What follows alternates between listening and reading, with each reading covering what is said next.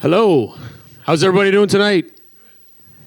Perfect. It's so quiet in here compared to when there's 300 people roaming around and chatting and working their magic. So, well,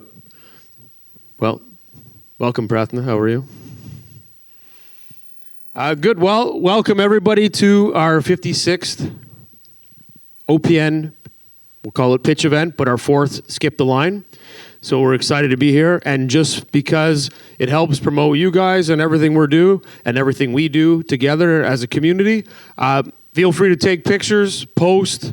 Hashtag is PitchIt Skip the Line, and of course you can add in OPN into these social feeds that you're putting out there. But anything helps, obviously, to push what you guys are doing. We will be doing the same thing. While we were going through the presentations, we will be posting information about the event. So we look forward to, just looking for the connector for the presentation slide. Do you have the, maybe check in the bottom of my bag there, but all right. So, just to give a quick snapshot of OPN by the numbers. So since October 2016, we've had 51 shows, 4,500 attendees, 170 pitches, 27 speakers, 6 workshops, 120 startups in the showcase, over 100,000 monthly social impressions, and a 10,000 email subscriber list. And we do all of this to help push everything to do with startups. Maybe check the bottom. So, City of Toronto, little comments. No food or drinks down in this portion. Upstairs, no problem.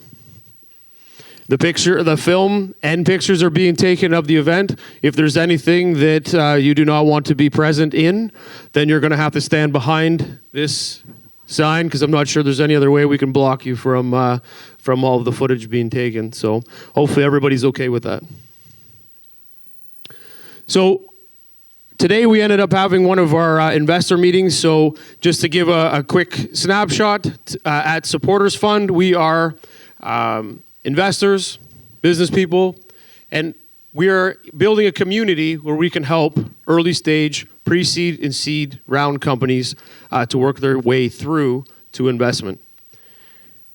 Being today in Skip the Line is one of our events that helps do this while working with our other events at Durham College, City of Toronto, Y-Space with York University, and Seneca College as well.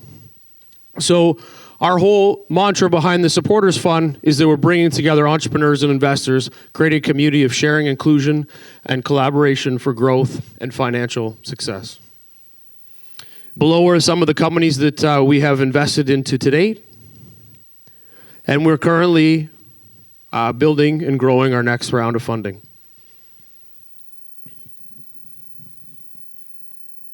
Upcoming events that we have, November 19th and November 20th at City Hall is here on the 19th. And November 20th is at York. And then we are at, with ICBE, which is the Iranian community, and we're going to be at Toronto Metro Convention Center running an event. So a few of the companies from here will also be pitching there, but they're a large organization that's created a pretty massive event at Toronto Metro Convention Center that we're part of. So this will be our second year running with them. Our schedule for next year, I guess it's hot off the press. Lots of different events that will be running throughout the GTA, and you can find all of this online. We thank our sponsors, the City of Toronto, StartupHERE, Miller Thompson, Flow Water, Mindful, Vibe, and Parachute Coffee. And all of that will be upstairs in the mezzanine when we break for lunch or dinner, and then after the event is complete. So for the advisors today, why don't we start with the first picture? That is Bernie. Bernie, why don't you give us a quick snapshot of a little bit about yourself? You just have to push the button. That'll turn the mic on. And just give us a little bit about you. Sure. I wasn't really ready for this, but my name's Bernie Batt. I'm an angel investor and a company founder from I live in London, Ontario, initially from Vancouver, but yeah, happy to be here. Thanks. And what angel group are you part of, and what are you screening with?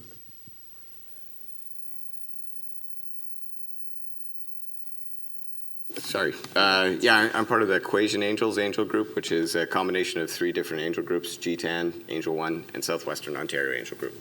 Perfect. Mira. Okay. Hi, everyone. My name is Mira Saratic. I'm the Vice President at Keiretsu Forum. It's the world's largest angel investment group. We have 55 chapters globally across 4 continents and 26 countries. I help run the Canadian operation. I'm the chair of the deal screening committee.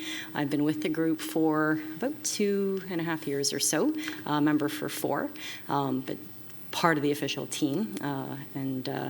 We see a lot of deal flow, a lot of international, and we syndicate deals. So if you want to pitch with us, you get to pitch to 4 locations: London, York Region, Waterloo, and downtown Toronto. And if things go well, we can help you syndicate into other global chapters, a lot of connections into the US, and also help you with strategic connections on the business side, aside from the capital raise. Perfect. Awesome. Prathna. Hi, everyone. My name is Prathna Ramesh. JP, thanks for the invite here. Happy to be here with everyone. I serve as Managing Director of Maple Leaf Angels. Maple Leaf Angels is a Toronto-based angel network. We syndicate with our sister angel groups as well as with other VC funds and seed stage funds. We invest in technology companies, Canadian primarily, but across the country. Awesome. Jeff. Good evening, everyone. My name's Jeff Champagne. I'm a business person from Durham Region. I'm also a general partner in the OPN and Supporters Fund. I'm on the board with Spark Angels, which is the Durham Region group, and one of the early founders of that angel network. That's it. Happy to be here again. Perfect. Angelo. Good evening, everyone. I'm Angelo, and I'm a part of several angel groups, York Angel Investors, Maple Leaf Angels, honorary member at Keiretsu, and also Spark, part of the board at York Angels, and participate in the screening sessions for opportunities that will proceed to the larger investment group at York Angels, and also a part of the investment review committee at Maple Leaf Angels. And I enjoy being a part of that ecosystem, and also spend a fair bit of my time mentoring companies as they go through that journey.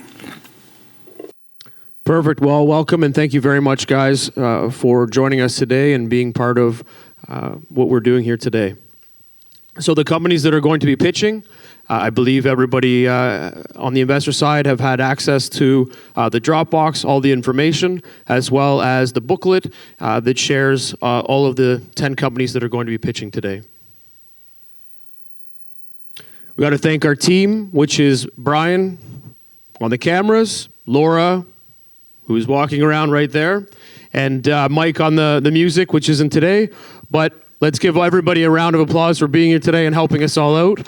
Startups and advisors in the team. Thank you. A little bit about myself. You can find me on LinkedIn. This isn't about me. All right. So, way it works. 7-minute pitch. At the end of the 7 minutes, we go into 10 minutes of Q&A. The Q&A is conducted by the 5 angels. They probably have questions already prepared and ready to go. At the end, we'll transition to the next startup. I will give the startup at 6 minutes. I will let them know they have 1 minute remaining. And then the same thing will occur at the 16th-minute mark to let you know that we will be closing up at that point. We transition the next startup in after that. So just keep in mind when you are going. We will run through 5 pitches. Then we take a half-hour break. We make our way upstairs. There will be food served, the drinks and everything else, so we can keep everything in that back part. And then at 25 minutes, I'll let everybody know. We come back down. The next 5 companies will pitch. And then at that point, all of the investors in the room have a piece of paper. They will submit that piece of paper. The 5 advisors will give me the list of the top 5 companies and to their decision. And then we will receive the pages. And the following Tuesday, we would do a deep dive with any of the companies that any of the investors in the room have an interest to go forward with. Everybody else, obviously, I implore you guys that once you've pitched and you've gone through that process at lunch or at the event at the end, to network with the investors in the room, plus, of course, the advisors, because they're the ones that are going to be syndicating and pushing you guys into their groups as they see and fit. Keep in mind that every startup isn't a fit for every angel group, but it does happen, but they do pick up, obviously, on ones that are going to fit their grouping of investors. And it's always a little bit different. And I leave that to the groups to make their decisions. Slideshow. I get to go. Okay, thanks.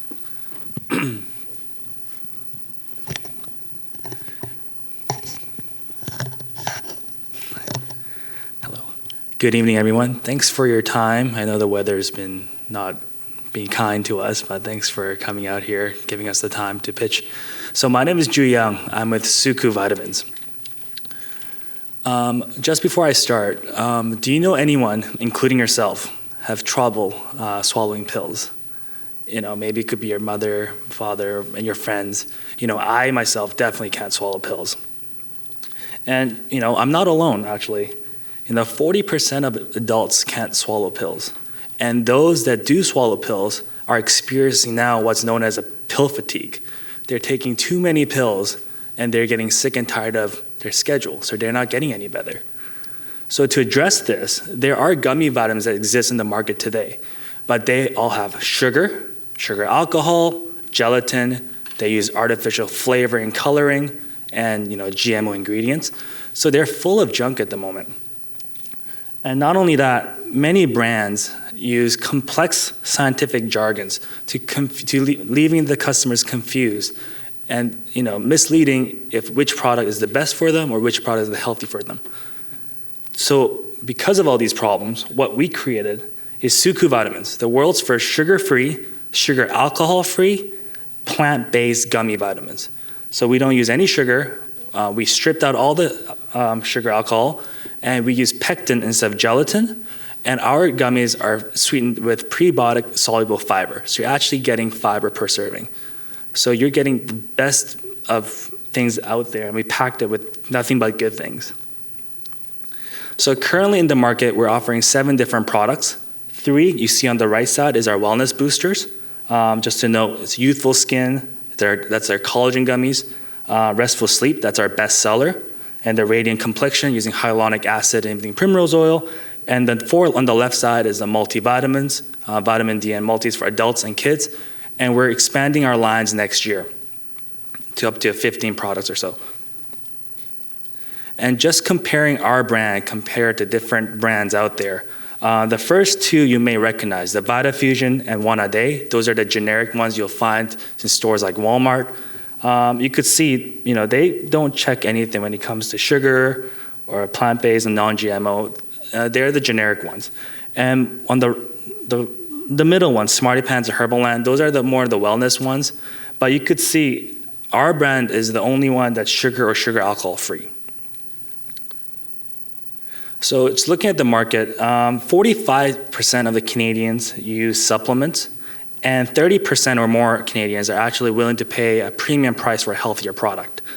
And currently in the market today, $528 million in USD is the revenue in vitamin supplements. And expanded-wise, USA, North America, the expected market is $3,500 million by 2018 and 2028, and China and globally, it's $9.4 billion. The reason why I included it is because by next year, we're hoping to get into US market. And for China and Asia, we have signed a deal with distribution for the next 2 years. So currently our business model as follows. We try to fit in as much as we can. So we go directly to customers at their website. We also go directly to stores. Also, we use distributors to get to stores. Currently in the market, so this is a little outdated. So currently we have over $150,000 of sales revenue. And so since we launched in April 2019, and we're currently with distributor EcoTrend, and we're well over 100 stores. And just to show a bit of attraction, so once again, we launched our products in April 2019, and we got on well.ca around July. And since, for based on the first 2 months of sales, they put us as a top 100 sellers on their website. And then we sell more than 1,000 units with them. And our featured products are, once again, our wellness boosters. And on the right-hand side, those are the report by the best consumer guides, where our youthful skin was ranked above Nature's Bounty and Jameson in the month of September. And we're also on the shopping channel. So we're on there for every 4 to 6 weeks. And then the best part about them, that you get a great revenue while you're on air, but what's underrated is their offline sales. So a lot of consumers go on their website, and it's very good. So our sales forecast for end of this year, we're expecting to do 200K, and we're en route for that. And based on the reports we get from the sales reps, we should be well over 150 stores by end of November, actually. So by next year, we expect to go over $1 million in sales revenue. We could actually go a lot more because we're currently in product reviews with different national corporate chains. So depending on whether those deals go through or not, the sales revenue would definitely spike. Definitely over 500 stores. And also distribution-wise, we want to try USA and Asia, specifically China, Hong Kong, Macau to start with. And we're also talking with Korea. And our ask is currently for $500,000 or 15%. Those money would go, half of them would go to our product development for new products, and using that money to reorder our current SKUs. And other half would be, because we haven't done any marketing since our launch, so we would need to allocate some money for campaigns, and also some custom boxes for end users, and also hiring a social media coordinator. And my team is myself. I have a student in naturopathic medicine, and my friend Elton, he's the president, who manages the marketing, accounting, and Marley, she's our brand manager, and she has a knowledge in naturopathic medicine as well. So thank you for your time. Yeah.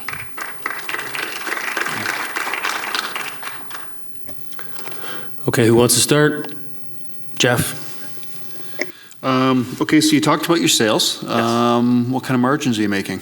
It depends on the channels you go to. The lowest we make is around 25% average per bottle. Seems a little low for a manufactured product. Sorry? That just seems a little bit low for manufactured products. See, consumer packaged goods, that's after our distribution takes their cut and the stores take their cut. Okay. Yeah. So we're mostly based on the velocity and everything. Okay. May I? Your light is on before mine. Hi, I'm just wondering, is the product vegan at all? 2 of our products are vegan. Okay, and so initially you had said it contains prebiotic fiber as well as? No, it's a pre-soluble fiber. Pre-soluble fiber, okay. Yeah. And I don't. Okay, so it's just that? That's what, we sweeten it, that's how we sweeten it with. We use tapioca and stevia, and then the fiber is coming from the tapioca. Yeah. Okay, and that's how the gummy is prepared? Pectin, sorry, I think that's what I meant. Instead of gelatin, we use pectin. Okay. Yeah. And pectin is a plant-based protein? No, it's not a protein. It's like a peel of a fruit, let's say, from like an apple per se, yeah. Okay, and could you speak about the vitamin formulation, or how the chemistry of the ingredients itself? Is it yourself or is it your partner that's more focused in on this? I'm just wondering, because when I see the products and I see sleep and skin, it's flashy, yes. Right? I do want to understand how much of it is the marketing and the branding, and how much of it has been tested to actually physically prove those things. Right. So that's where the beauty of our company lies. The labeling, the marketing is very mass market, ready to go. But the formulation-wise, done for myself and help with Marley, where I have a background in naturopathic medicine. So the formulations are very unique, and they have compared to their generic gummy vitamins. the products like Restful Sleep, you could really compare ourselves to a regular supplement, like Pro brand. The formulations are very good, I would say. Okay, so the ingredients, and sorry to keep going on, this is my last one. So the ingredients that are actually used, that are meant to promote good skin, for example, is not necessarily proprietary. It might be something that you see on another bottle that says skin. The formulations are not proprietary, according to Health Canada. Yeah. So ingredient-wise, you could find it on their database. Okay, thank you. Thank you. Did I beat you? What's your break-even revenue? Break-even revenue, right now we are making money. Only thing we're spending money on is our fulfillment, which is because the shipping costs are way too high in Canada. We generally spend around $3,000 to $5,000 per month, but then we are currently making over $10,000 on average per month. Just to follow up to that, so are you saying that your shipping costs are not included in the 25% margin that you're? They are. They're Oh, included. they are. Okay. They're included, yeah. And so what's the spread on margins? So you got so if you go direct to consumer versus. It depends. So the direct to consumer. So once again, so at the end, distribution they order a lot at once. So the shipping cost kind of goes down. Whereas if you go directly to consumers, you make a little more margin per se. But then if they order one product versus two products, it really depends on how many bottles you order. But on average, to the customer alone, it'll be around 20 to 40% depending on their bundle or how they bundle their orders. And to distribution, on average, it'll be around 20, once again, 25-ish. Okay, go ahead. Hey, Ju, how are you? Good, how are Good you? seeing you again. So I may have asked these questions before. If I'm repeating myself, you have to excuse me. I am old. Okay? So maybe I need some memory enhancement gummies to help. What co-packer are you using to package and deliver your products? Co-packing wise, we're using a private co-packer in Vancouver. Okay, so in Vancouver? Yes. And geographically, where are the bulk of your customers? Online sales are, for us, mostly we're B2B at the moment. We're going straight to stores. So most of the time, distribution is the one that's, we ship most of our products to the distributor. It's not the stores themselves. So it really depends once again. Yeah. Okay, and in all of the stores in your B2B model, do you incur any listing fees at all to have your product on the shelves? Not the specialty stores, no. They may ask for free products in the beginning. Just supplement-wise, they usually be around 3 to 6 bottles. But listing fees, no, not yet. That's beyond the health food stores, so you're looking at mass market. And one last question, what is your exit strategy and who would be a likely candidate? Exit strategy-wise, we want to grow as much as possible. The most recent one that we've been compared to is Ollie Vitamins. They have done annually $1 billion in sales in USA alone, and they've been sold to Unilever, but the price is not disclosed. But once again, the buyers right now in the health and wellness include Nestle, Procter & Gamble, and also Unilever. So anyone who's really offer the right price, I guess. Just a question. You were talking about potential expansion for sales beyond North America into China, Macau, Yes. so on. So right now you're co-packing in Vancouver. Yes. The actual source of the raw materials and where you manufacture, do you have plans to move some of that into Asia if you expand in that market, or do you plan to create the products here in North America? I would like to create the products in Canada because I think the driving force behind the Asian markets getting our product is the fact that it's made in Canada. So because of that novelty, we would like to stay here. Yeah. Gotcha. Okay. And when is your kind of timeline to move into the Chinese market? Right now, the president of Keiretsu Forum is in Shenzhen, they're on a.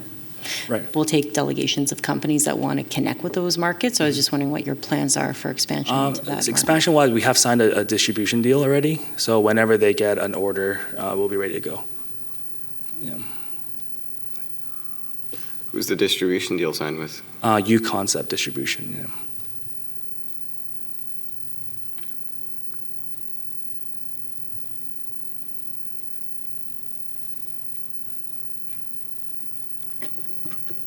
I'm going to throw in one question while you guys ponder. With your expansion, with the investment that you're taking on a sales side, how does that work? Are you going to be investing? Are the account managers that work with all the retail locations across North America, or do you hire salespeople, or you outsource everything to a distributor to do the sales for you?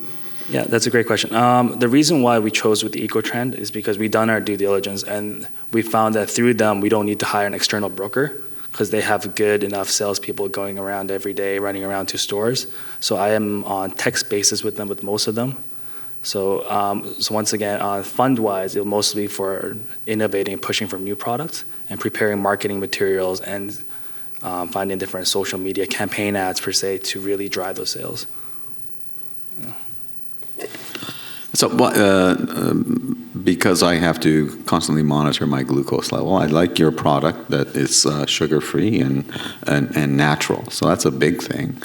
And it seems that in your competitive landscape, it's a key differentiator from all of the others that you've listed in there. Is that strategic in the sense that users of all those other players that are in the marketplace have complained about the sugar content, or is it something that you feel that you can bring a shift in the marketplace because of it? That's a good question. Gummies-wise, there has been a shift to sugar-free gummies in general. It's just that concept has never been done really in a gummy vitamin sector. So the market has been validated quite well. One of the brands are actually #1 selling grocery brand, which is a no sugar gummies. And because that market has been validated, we're moving over to the gummy vitamins. Yeah. I just had a quick one, and then Bernie has to go as well. How have you guys funded your company to date? We have bootstrapped as a moment. It's me and my partner, as well as we have a small loan from Futurepreneur. Okay. Yeah. Good. Are you utilizing any influencer marketing right now?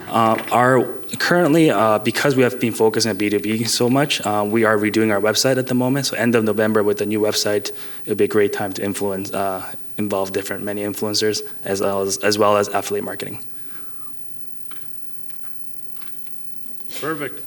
Thank you. This is off. Thank you very much. Thank you. Good job. Perfect.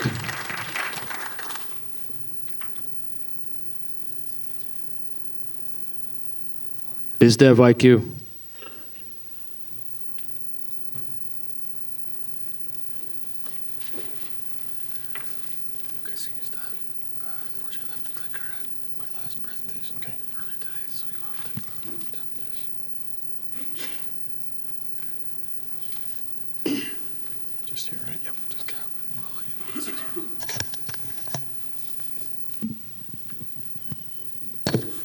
Hi.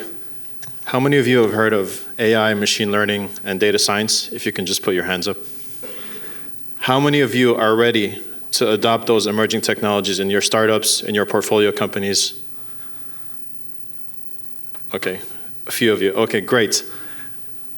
So I'm one of the co-founders of BizDev IQ, and we're the first platform to connect students with paid AI, machine learning, and data science projects.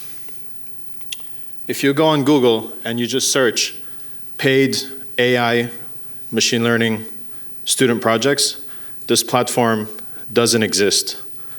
And the reason we find it's a great opportunity is that nobody is going to pay a student for something they've never done before. So we're the first platform to secure paid projects for them so they can build their portfolio before they graduate. The way the solution works, we verify that you're a full-time student, you put your availability and your skills, and then we match you with the company that you can complete that project within one semester or one module of the university that you're in. What we offer to the student is the continuous support. So sort of a professor on demand that they can always reach to before they deliver the project, and also to help the company with facilitating and refining the scope of the project before they issue it out to the students. So, okay, we've heard AI is the future. These are some numbers which, for this context, we'll just go through them really quick. 2.3 million jobs to be created by 2020. $90 billion is the size of the AI market by 2025. And machine learning as a service is growing by 43.6% CAGR. Our business model is very simple. Basically, we charge a transaction fee. Average project size around $50,000. We charge 30%. And there's three sources of revenue. First, it's a one-off project, a project that's 2-3 weeks, 2 months, a student can complete. The other source of revenue is if a company is trying to hire a machine learning, a data science student, they can use this to test them, not on open source data, but on data sets that they have within their company. So we protect the transaction end to end. Also, every university, they have capstone projects, which is very hard for a university to manage. So that's where we come in to protect the transaction, to protect the data, and make sure that both parties are satisfied. Now, you might say this is a great idea, but why hasn't it been done before? Many reasons. Number one, there's payment issues to students, especially international students. Number two, there's insurance issues. Number three, there's protecting the data. Who owns the data? Number four, it's the NDAs that have to go back and forth between the students and the companies. Refining the scope. So most companies that want to adopt AI machine learning, the broad is too scope, it's too esoteric. So that's where we come in. We refine the scope and help the students to make it digestible as a micro project. The other thing is no single student can complete an AI machine learning project on their own when they're still a student, but when you put 3-4 students together and make it a micro project, they can collaborate together, share ideas, even though they're not at the practitioner level, but if they combine their skills together, then they can deliver the project as a team. So the benefits to a company, why would a company use our service? Number one, we accelerate the business adoption of emerging tech. So if you want to try on a computer vision project, a natural language processing project, you don't want to hire an expert right away, you want to test it with a couple of students, that's where we come in. We de-risk AI and machine learning for companies. We also put the teams together to work in 4 to 5 students at a time. And also, we accelerate the process. So if you're trying to do R&D and you can't do it on your own, we put some students together and accelerate the process for you. So the traction we've gotten so far, I'm currently a graduate student at Queen's University in the Masters of Management in Artificial Intelligence program. I'm also the class co-president. And in my responsibilities, I started a student club called Global Alliance for AI and Digital Transformation. And the goal of the club, it's a framework to scale globally through other universities. So once we set up the framework within Queen's, the first project that we got is actually the Women in Data Science program from Stanford. They gave us the ambassadorship to bring it to Kingston, where they also have a similar framework. You bring the Women in Data Science platform anywhere in the world. So the reason that it's useful for us is global AI, the student club, can turn into that global platform where eventually when we scale, we can use this global AI club to scale to different universities, because we plan to keep it for now just within universities. And finally, we have 90 students in our cohorts that are working on real data, real projects, solving problems such as predicting loyalty, customer churn, predicting where customers are going to go to next in a mall, customer segmentation, marketing communication. So real projects using real world data.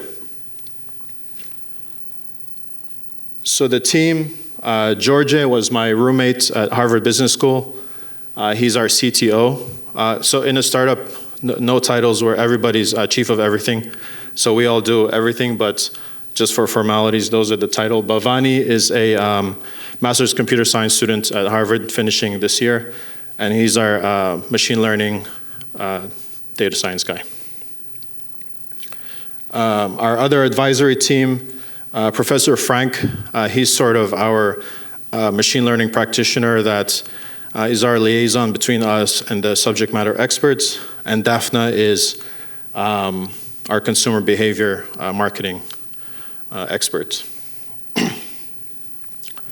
So we're only trying to raise a $200,000 seed round.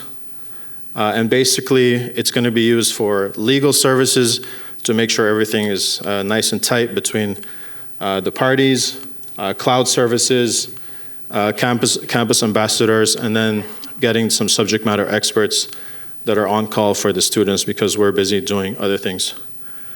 When I was running this presentation by JP, he told me, wow, this looks like a school project. And actually, we're super early stage. So we're not saying that, we have all this traction, but we truly believe we're solving a big problem. And our thing to the students is, do you want a portfolio or a transcript by the time you graduate?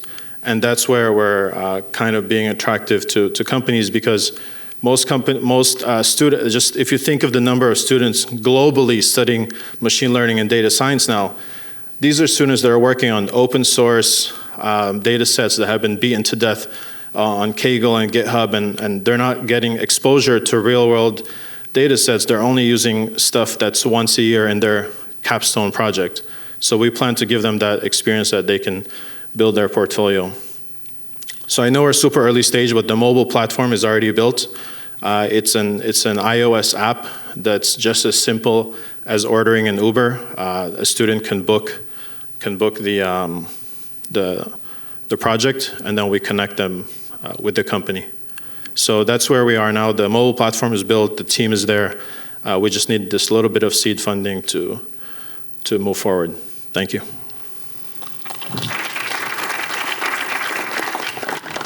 Perfect, thank you.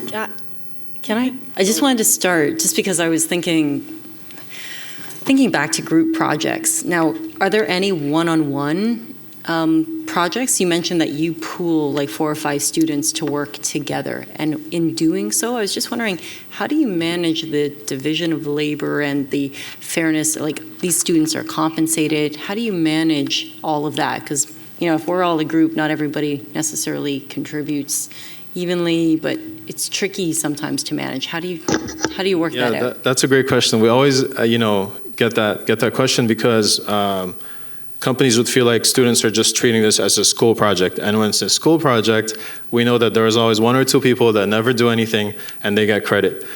So what we're trying to do is basically everything is going to be equal. And the reason for now it's not single, one-person projects is because very few individuals can complete this sort of project. So for example, one of my classmates is here. He's an AI consultant at Accenture before, and he can probably finish a project by himself, but not everybody is at that level. So if we combine a few people together, then that's where we hope to get to balance the skills and manage the expectations of the client.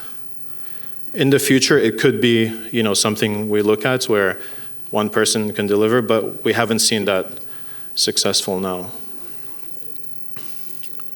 For now, we're going to go with that, yeah, because they're cross-functional teams and everybody brings something. You did a very good presentation, and there's absolutely nothing wrong, with coming to the party early. Like you say, you're just starting out, but every once in a while, I like to paraphrase Kevin O'Leary, and I'm going to say, I need you to convince me how I'm going to make money, because I get what you've got. I think there's a market. I think it's a cool fit, but I've done a lot of angel deals. Some of them 5 years ago, where I'm still waiting to get my money out because it was a great idea, but he just didn't. The inventors or the CEOs did not have great exit strategies. So the couple of things that came to my mind right away were really, I'm not sure I totally understand your revenue model as far as how you're going to. What we want to see here, I know it's not a traditional product where you're saying, okay, I'm going to have sales here in year one and then ramp it all up. So that's always going to be a little trickier for, I think, investors to understand. So maybe if you can give us a little more information on your revenue model, how you're going to make money, how we're going to make money, what your margins will be versus your costs, and then potentially what an exit strategy will be. Because quite honestly, I think the biggest concern I had was, even if you make money, it's a cool whole idea, but what is your exit strategy? How are we ever going to get our money out? So. Yeah, I'll start with the exit strategy. So for us, we feel, if we build this momentum going through universities and with the type of team that we have, the exit strategy is actually a strategic partnership with sort of some of the big consulting firms that would want to acquire us or partner with us as a strategic partner. And also other freelance platforms like Upwork, Fiverr. Those platforms don't target students. There's nobody working in this specific domain to help students get to that level. And websites like Indeed that help students, they're still not helping them with get that experience. So we see those, or even LinkedIn. So we see those sort of strategic companies as our exit. I can't say that our revenue model is, we've tested out completely, but for now it's a transaction fee. It's 15% of every transaction, because for us it's basically protecting the transaction. It's not high touch. The only thing that's high touch with the customer is when our subject matter experts is reaching out to the students for the support, but everything else is on the platform. It's just as easy as going on Upwork to get a graphic designer across the world. This is just the same way. We're protecting the transaction online. So we're for now we haven't, we've considered a subscription model and such, but we're going to go with a transaction fee for now. And sorry, what do you figure the average will be? Did I hear the number 50,000? Was that? Yes. Or am I imagining so it's that? a little bit on the high end. Okay. But if we take the number of hours a student contributes, 2 hours a day for 5 days a week for 2 months, it comes up to around $1,000 per 2 weeks of work for the student. So that's where we're trying to come in. To make it affordable for both companies, and a student can probably still manage with their full-time job or another job they're doing. All right, thank you. Thanks. Can you help me understand? So if you go to Accenture or something, or a firm like that, then you have a project manager. You have somebody that's walking you through each step of the process and is able to quote it, figure out how much time each piece is going to take. It seems like that whole piece is missing, and that person who follows up with the project and makes sure that everybody's doing what they have to do, that seems to be missing as well.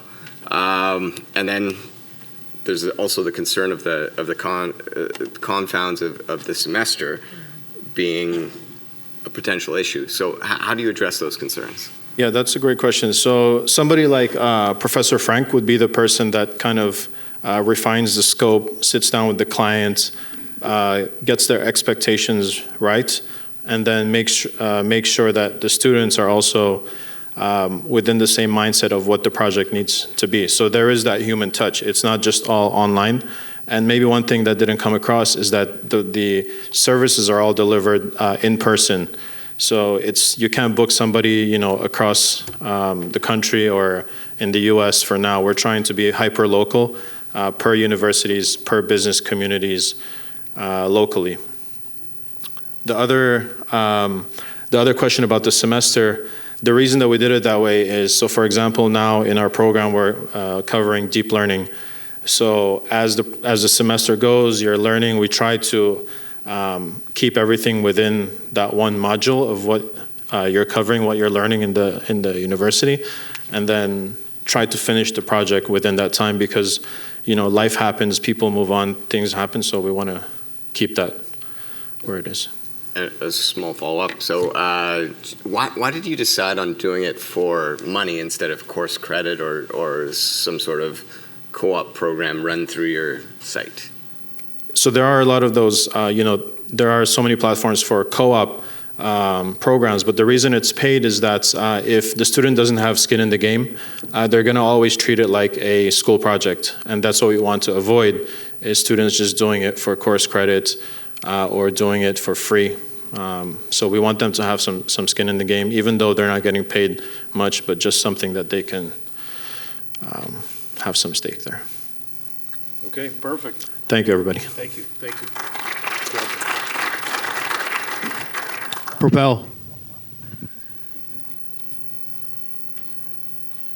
Okay, so we don't have a clicker. I left it at Miller Johnson, so you're going to have a tap there. Okay.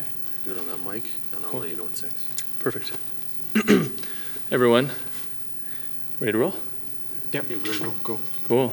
My name's Kyle Oliver. I'm the founder of Propel. Before I became an engineer, I worked as a lifeguard and a swimming instructor. And after posing for photos like this, the parents of these kids would often pull me aside and ask if there was any way that I could teach their kids privately.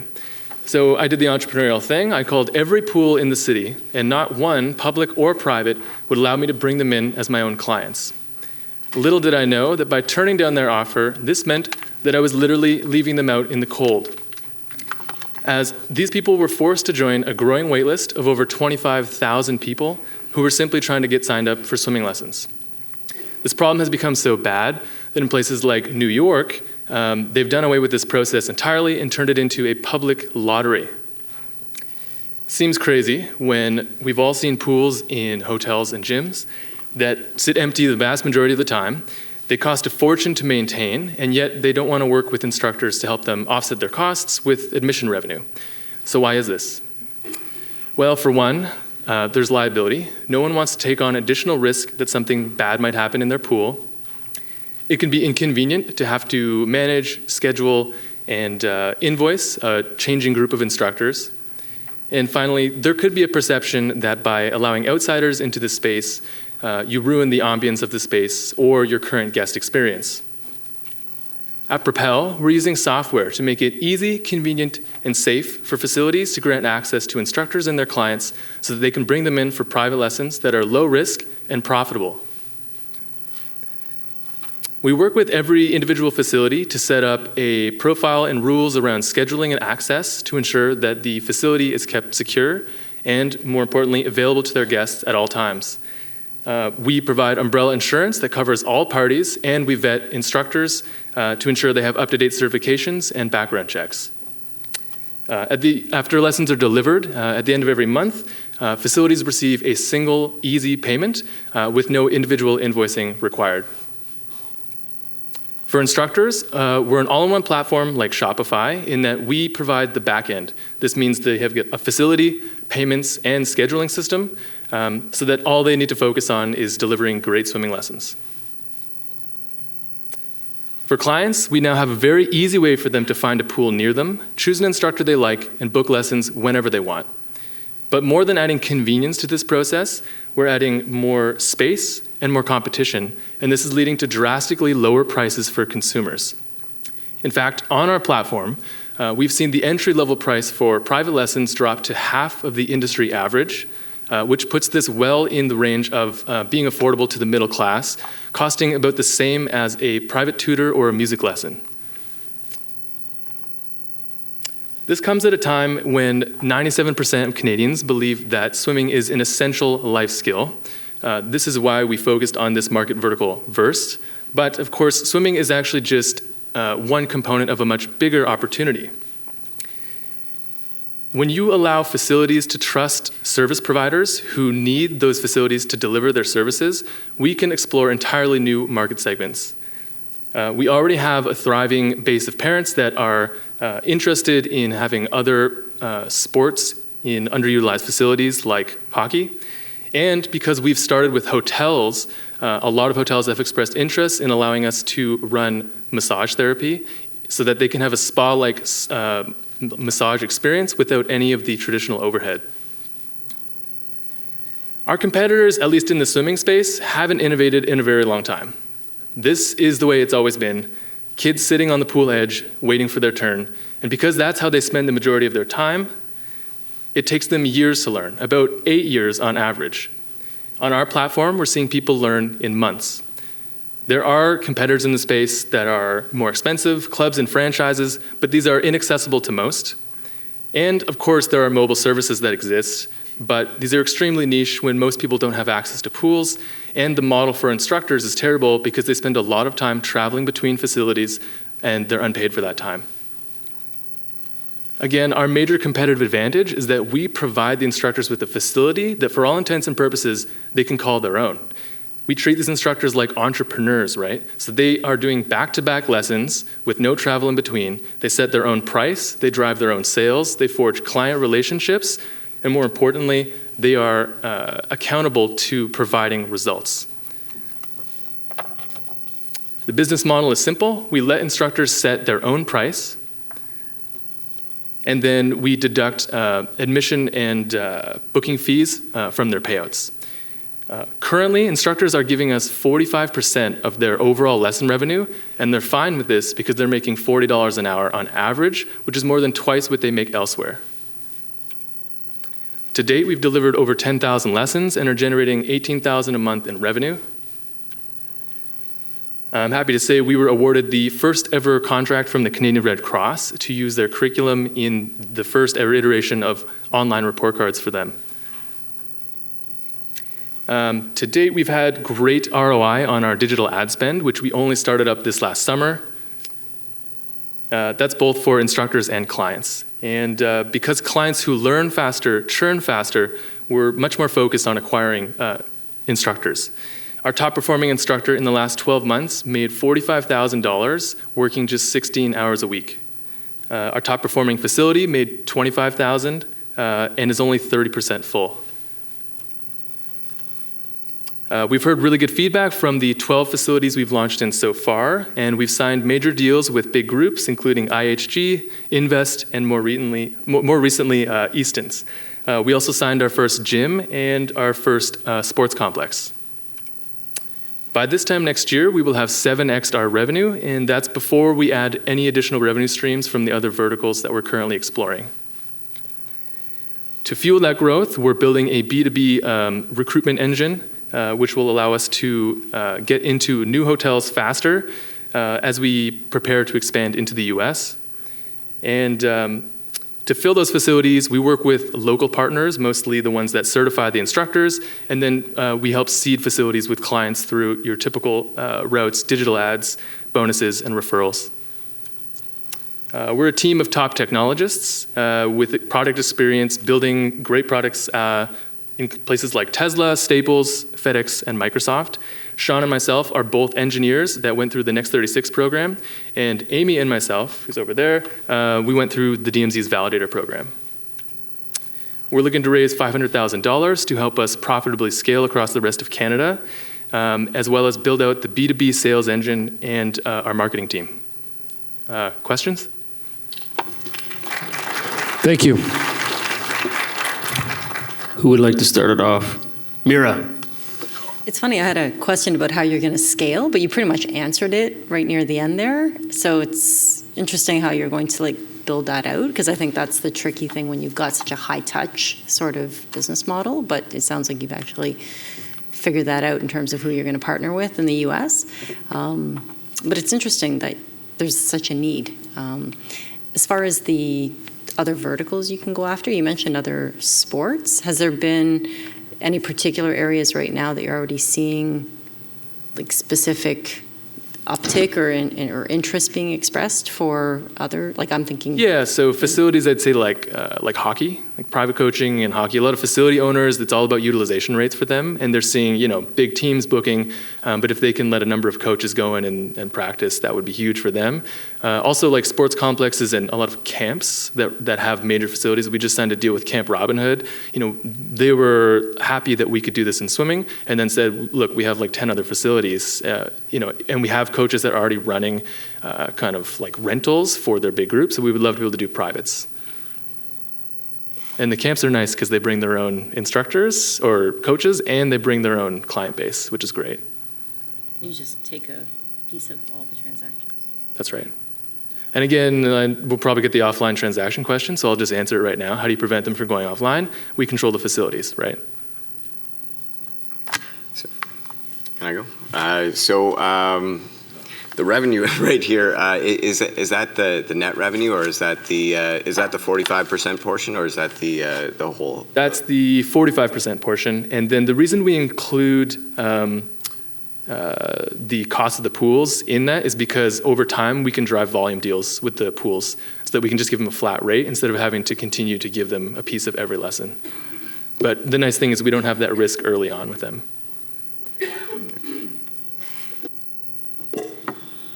Great presentation. I actually enjoyed, I was marking it down, and then you got to the slide that showed me your customer acquisition costs and your lifetime value. Great ratios on the LTV to CAC. I wanted to get a better sense of which regions are you servicing at the moment, and how do you enroll instructors and students as you branch out into new regions, and which goes to your whole scalability focus. So we started in Vancouver, because that's where we were from, and then we came to Toronto for the Next 36 program. We have 6 facilities in the Greater Vancouver area, and we now have 6 in the Greater Toronto area. We also just signed a deal with Easton's to potentially launch another 8 locations in the GTA. And we were featured in a big Toronto Star article there. In terms of how to seed a new market, generally speaking, once you have the facility, we then use the local certification partners, so the Canadian Red Cross, Life Saving Society. They, like the Red Cross, actually gives you direct access to all of the emails for all of the instructors in a particular region. So you can just headhunt them specifically and say, hey, I know you're working at a facility. You can start to offer clients your own lessons now. And then we then will run up digital marketing ads, very localized around neighborhoods that are close to that hotel. And as well, obviously, people often bring their own clients. Hi, Gail. Great presentation. I especially took note of one point that you mentioned around the learning speed, and you said people are seeing significant increases with yours, and I'm assuming that's over the 36,000 matches and such that you've analyzed. So to that end, I want to understand more if you've taken a closer look at those actual matchings that have occurred and sort of that relationship, and if there's a repeat user base that comes through? Yeah, actually, so it's interesting. It's always tough putting lifetime value numbers out there because a ton of clients will come every summer. And so it looks like they've dropped off, and then 8 months later, they just pop back up again. What we're really doing now is focusing on the top instructors, because they are typically delivering orders of magnitude more than the others, and then building tools to allow them to repeat that success. So for instance, our top performing instructors, they're not even the best, I would say, at teaching. They're great at being people. And so we're teaching them to have those kind of empathy skills, as well as being more like personal trainers, talking about booking in your next sessions and having those tools to kind of draw out that client lifetime. Exactly, that's perfect. And so I just have another tag on to that. You mentioned that instructors generally are making, for example, $40 an hour, which is far more than they would outside anywhere. So I'm just, I guess, a little curious, if for a certified instructor by any of sort of the lifeguard societies, they wouldn't be able to make that much outside. Generally, what are you competing with, if not personal training itself? Yes, so instructors make about $18 an hour in the city of Toronto. And then if they're really, really senior, they might be making the low 20s. Okay. Yeah. And there is still sort of private coaching and such that occurs?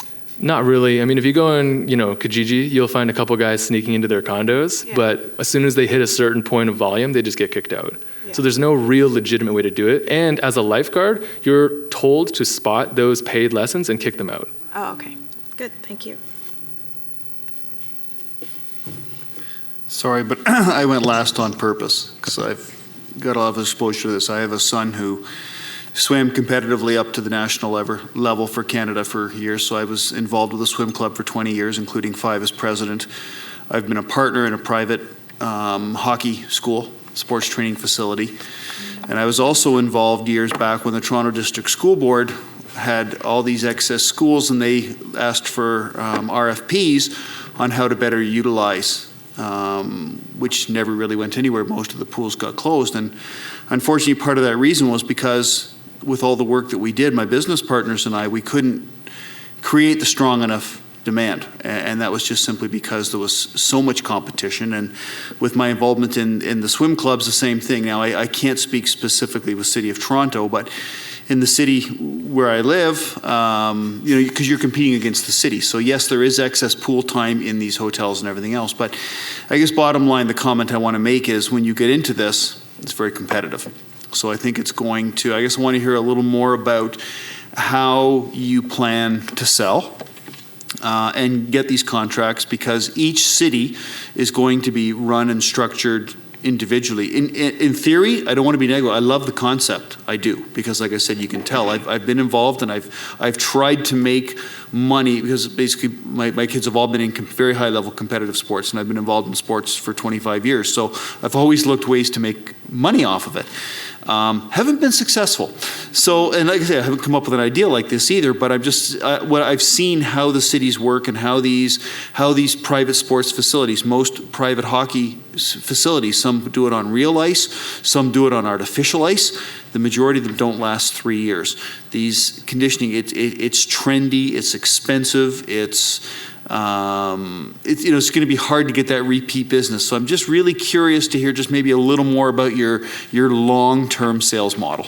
Absolutely. So there's 2 parts to that. One, within swimming, we're not interested in the competitive space at all. Learn to swim is the bigger market. Sorry, and that's what I'm saying.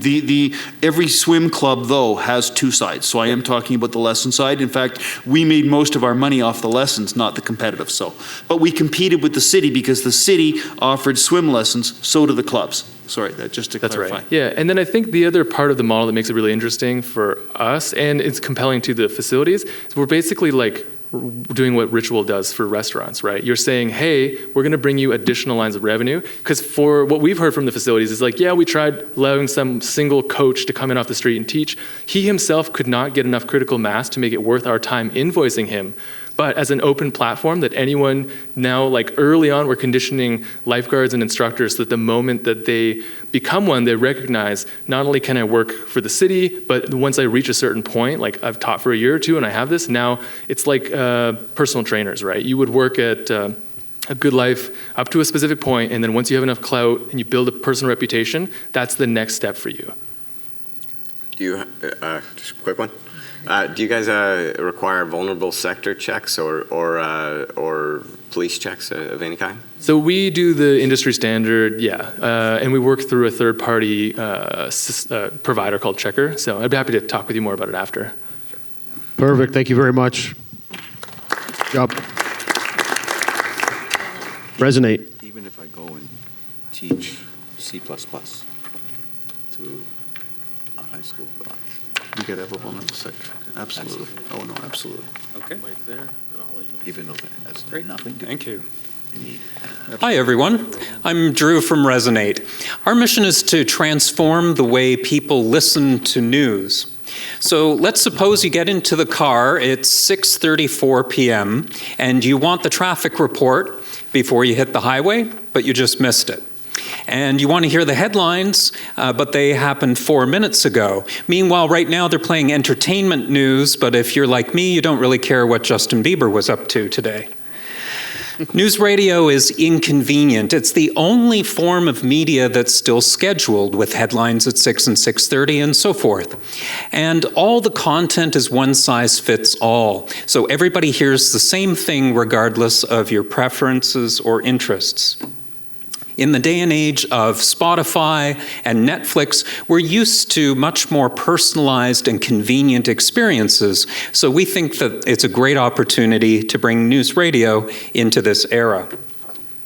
And it's an exciting market. News radio stations are highly profitable. They're a $4.2 billion industry just in and of themselves, and they sit within a $52 billion audio landscape that, as you know, is hot and very quickly growing. So seeing this opportunity, we built a news engine, and our news engine is able to stitch together a personalized newscast based on your preferences and interests. And you can listen to this newscast on demand through apps and eventually through other platforms with the typical audio controls that you're familiar with from other platforms. So if you're not interested in a story, you can just skip it. If you're interrupted, you can pause, or if a phone call comes in, it'll automatically pause your newscast for you, so you can pick up where you left off. And the content is matched completely to your preferences. So if you don't want to hear celebrity gossip, or you're not interested in sports, it'll just skip those sections of the newscast. We've even done this with traffic. So I live in Brampton. I don't need to hear what traffic is happening in Whitby or Ajax. All I care about is the 410, which is usually a nightmare, and some of the other highways. So our system will only play the traffic for the highways that you're taking in the order of travel. The goal here is that every minute is a minute well spent when you're listening on our platform. So to pull this all off, we are building a news team, a virtual newsroom, and so we'll be preparing our own content. The content will be similar to typical news radio stations, but with an additional focus on local content for some specific regions. And we have strong competitive advantages over a typical news radio station. So our journalists will be able to produce 4 to 5 times as much content. The reason for this is at a radio station, they need to rewrite and revoice the content every 30 minutes. But for us, we can just write it and voice it once, and it doesn't matter if you hear it at 6:30 or 8:15. It's as long as the story hasn't evolved, it doesn't need to be changed. So that gives us a lot of opportunity to produce additional content. Additionally, we'll have great data on what stories people are engaging with and if people are skipping stories. So this will allow our editorial team to produce content that people truly care about. The business model is tried and true. Spotify has really paved the way here. So we'll have a free ad-supported edition and then a premium edition with a subscription of $8.99 a month. This actually gives us almost double the monetization opportunities of a typical news radio station because they don't have access to subscription revenue, only to advertising revenue. As far as competition, there are a lot of media companies who are doing various things with audio. Most of them are taking long-form broadcast content and then taking that in podcast form over to the digital space.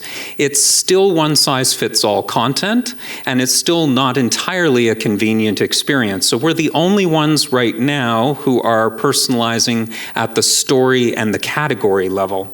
And then, of course, Sirius and 680 down in the corner there as broadcasters, we think they're ripe for disruption. So we're pre-launch and pre-revenue right now. However, we've had great industry recognition so far. We were honored to win one of the top awards at Startup Fest. And coming out of that award, we were approached by a large media company for a joint project. I'm not able to name who they are, but we're looking at a release in a significant North American market with them. We were a finalist in the Google News Initiative, which we're very proud of, and we've had great advertiser enthusiasm so far. They've been signing LOIs. As far as the team, Those of us who are co-founders, we have 20 years or more of industry experience in our respective fields. Sanam and Sarah, they are award-winning journalists, and they each have 15 years of leadership experience in broadcast newsrooms. Alex is a University of Waterloo engineering grad, and she also has a business degree from Laurier, and she's been on the leadership track at Amazon. And then myself, I was formerly Dean of IT and Web Dev at a local college here in Toronto and was Canadian Project Manager of the Year. As far as our operational model, we are very excited about how this models out. We expect to be profitable within the year with substantial subscription revenue, but when you add in the advertising revenue, we expect to hit $4.5 million within 12 months. This, of course, gives us an excellent contribution margin, but I'm most excited about our economies of scale because as we grow into additional markets, we have no additional technology needs, and we're able to reuse a large portion of the content that we're producing. So as we grow, that gives us greater efficiencies. And so we expect to be at $500 million by year 5. As far as the unit economics, it's not very often you see LTV over CAC of 6.91, and our CAC payback less than 3 months.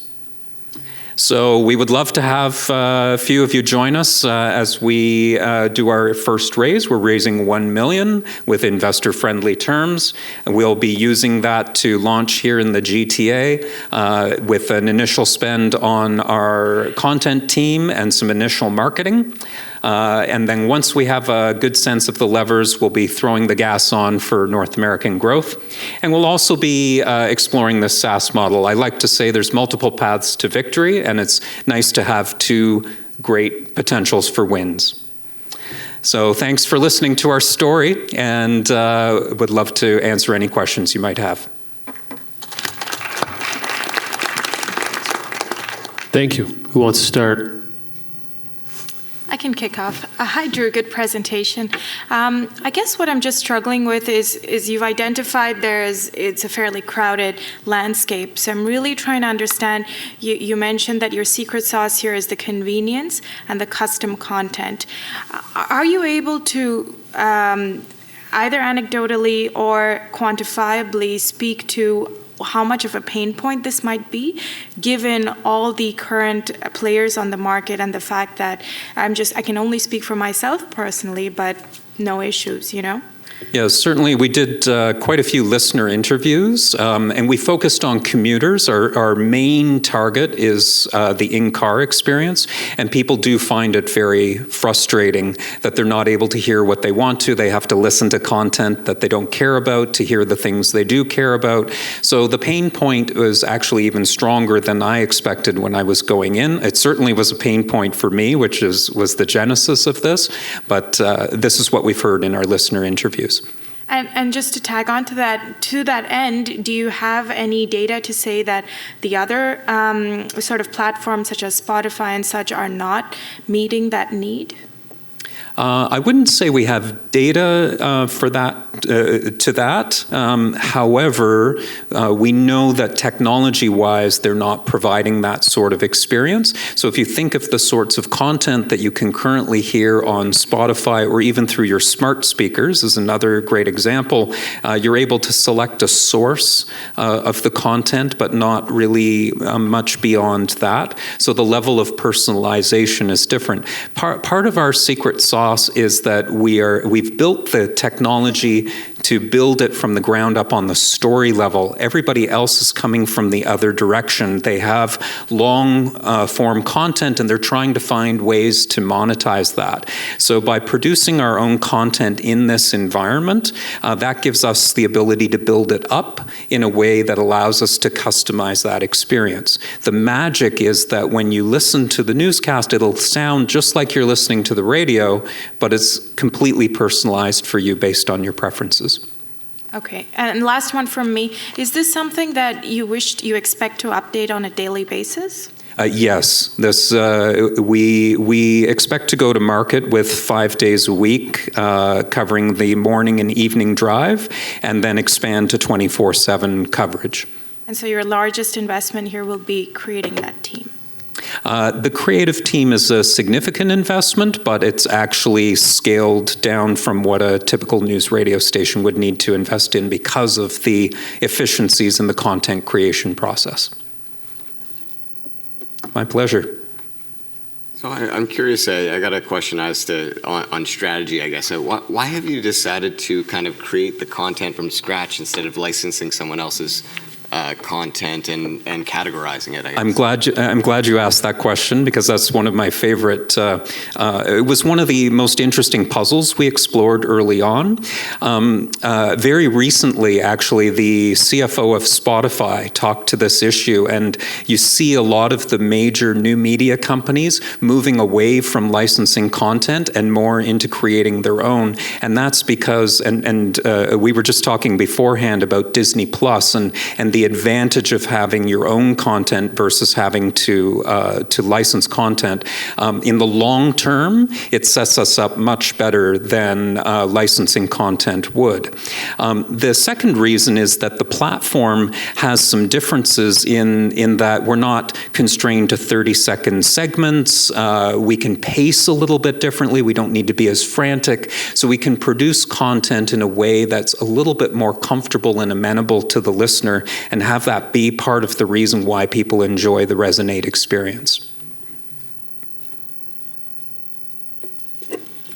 Hi, Drew. Well, I'm a big fan.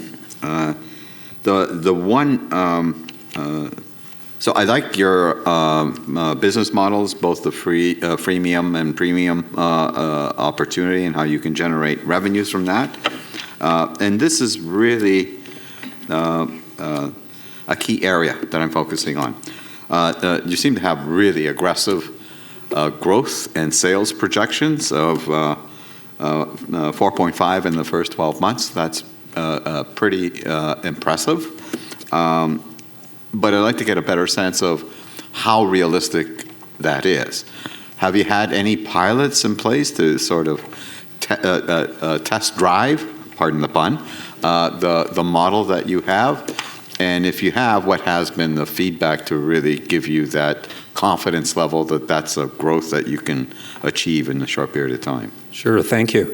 Yeah, one of the challenges for our startup is because of the content production element, it's been harder for us to go to market. And so this is why we're doing our raise pre-launch and pre-revenue. However, we've done a lot of deep research. We've put a lot of that effort into researching the model, and I'd be happy to walk you through the model. A typical news radio station like a 680 News will do $32 to $38 million in revenue in a calendar year. And so, when you look at it from that perspective, and we've got the two different ways to bring revenue in, we think that there's actually a good opportunity for us to bring 4.5 in our first year. And one other follow-up question. The other thing to keep your customer and retain them long term is, as you rightly mentioned, making sure that the story that you're interested in is current and being updated as almost in real-time fashion. Mm-hmm. How are you going to be able to achieve that? Because one of the things that I hate when I'm driving and listening to a news story, it's hearing the same story over and over again. And I think to myself, this is just a replay of the previous 2 hours. Certainly something new has happened. Sure. Yeah, so our engine will actually only play the story for you once, so you won't hear the story a second time unless there's been a significant update, and we've built aspects into the engine that handle that. So that said, because we've got the freedom with the freedom from the news wheel to be able to produce more content, that allows us to cover sort of a greater breadth of things that people are interested in. The other aspect of your question question, Angelo, was around live, so we will be near live, so we're able to get a story out within 1 minute of the editor pushing the button to publish to the platform. And if it's breaking news or even urgent news, it'll be heard. We've built into the engine the way that it will be heard on the platform. An urgent piece of news like a tornado hitting the 401 would get out right away and break into a story, whereas breaking news has a different way of coming into your news feed. And last question, sorry to hog the mic. Your ask is $500K? It's 1 million. Oh, 1 million on a 5. Sorry, wrong page. 5 million valuation. Yeah, what was the valuation? 5 million? On a 5 million, yes. I like the other opportunity that I was looking at from a dollar point of view now. Drew, I liked your pitch at Seneca, and of all the pitches, it probably made me think about the application probably more than I thought about a lot of pitches, because same thing. I like subscription-based models. I like recurring revenue, I think, as most investors do. But my concern is, and I think unfortunately you highlighted it a little bit more, is I think it's as much as, you're starting in Toronto and you're going to grow, and I think you're going to get a lot of subscriptions. I think there is the demand for it. But my concern is then that because it is so personalized and customized, then if you want to take it to Chicago or LA or New York, you're going to have to build a whole nother team and start from the ground and go up. So where I see the problem is you might start at 0 and maybe you'll get to 4 million a year in Toronto, and that's kind of almost where you're going to peak, and then you're going to want to start another city. But then you're almost going to go back and you got to start all over again, and it's going to take you 2 or 3 years to go to $4 million in Chicago and over here. So all of a sudden your real growth trajectory could be slow. It could take you 20 years by the time you build all these different cities, unless you have a way to do all these different cities at one time. Like, you understand what I'm trying to say? Like, how can you possibly grow this instead of doing it one city at a time? Because it is going to take a big team and a lot of customization. And I think it would just be, from an individual point of view, a great little business just to run it in Toronto. But if you want investors and again, you've got an easy exit strategy. Any media company would snap you up if you prove this model. How in the world are you going to be able to grow it quickly, to be able to put people in multiple cities and build multiple cities at the same time? Fortunately, there's a lot of efficiencies in the content. And, I keep coming back to this 4 to 5 times as much content that we're able to produce with the same people. So the focus that we're able to put with that extra time is on the local content.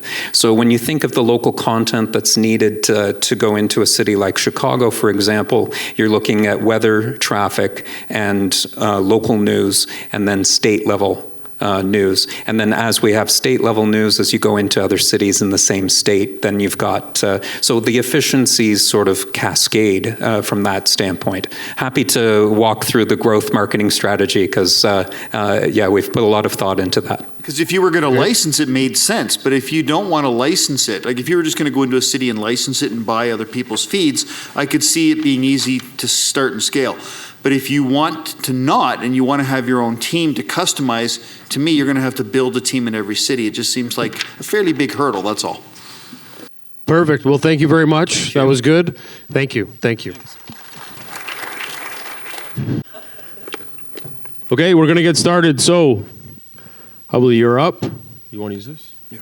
Just keep it close to your mouth so you can hear it. All right. Okay, hey folks. I'll do my best. I'm just trying to get my voice back here. So my name is John O'Landon. I'm the CEO and founder of Hubley. We are a business technology platform for small private schools. So small private schools have a really big problem today because they are, these are businesses, but they're run by people that are trained as teachers. And it's actually a new problem because up until about 20 years ago, the average school would just open up and it would get full by word of mouth and it would stay full. It wasn't really a problem. They didn't need to know how to do marketing. But over the last 25 years, the industry has grown by 25%. There's 25% more private schools today than there was 25 years ago. And the average family is having about half the amount of children as they used to. which means that these wonderful people that are running these schools that are really only trained as teachers are all of a sudden managing a business in a very competitive landscape. And they're trying to market to a much younger demographic than themselves, and their customers stay the same age while they get older every year. So the result is that the average small private school is at about 60% capacity today. There's another problem too, that there's about 40,000 small private schools in the US and Canada. And they bring in about $60 billion a year of tuition. And today that's still predominantly managed by paper checks, which takes an average of 5 full working days per month to manage. So I'm really excited to tell you about our solution because it's actually catching on like wildfire. We've grown 300% over the last year. We're just under a million ARR because what we're doing is we're giving them a CRM with marketing automation exactly how they need it, baked right inside, and we're giving them an online tuition management system that just reduces days of work for them. So you can think of it like a combination of HubSpot and FreshBooks kind of mashed together and designed specifically for small private schools. So with our CRM, our customers are getting an average of 300% more enrollment inquiries per school, and it has all the features that automates everything for them, so it's saving them tons of time. They're saving about 40 hours per month of administration time. So schools love us because we're throwing them a lifeline and empowering them to get their enrollment back up and save a lot of time, and they really have no idea how to approach that. So we have a lot of happy customers. One I'm going to point out is his name's Brian Gordon, and he's got 70 new students within 9 months of working with us. And I'm pointing out Brian because he's actually an outlier in the industry. He's actually a computer programmer with an MBA, which is really not normal for most people running small private schools. And even he is too busy running the school to build his own solution. So when we first launched Hubly, we were positioned as an all-in-one school management platform. But that became became very busy very quickly. And at the same time, we were having scaling issues because the more a platform can do for this market, the more hand-holding and training these school administrators needed.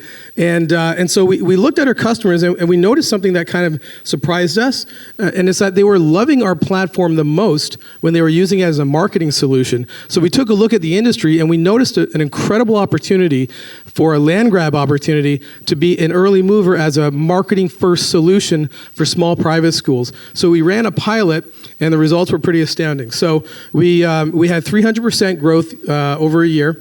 We went from 60 schools to 180 schools. Our ARR went from $300K to $900K. Our cost of acquisition went down. We were at $610.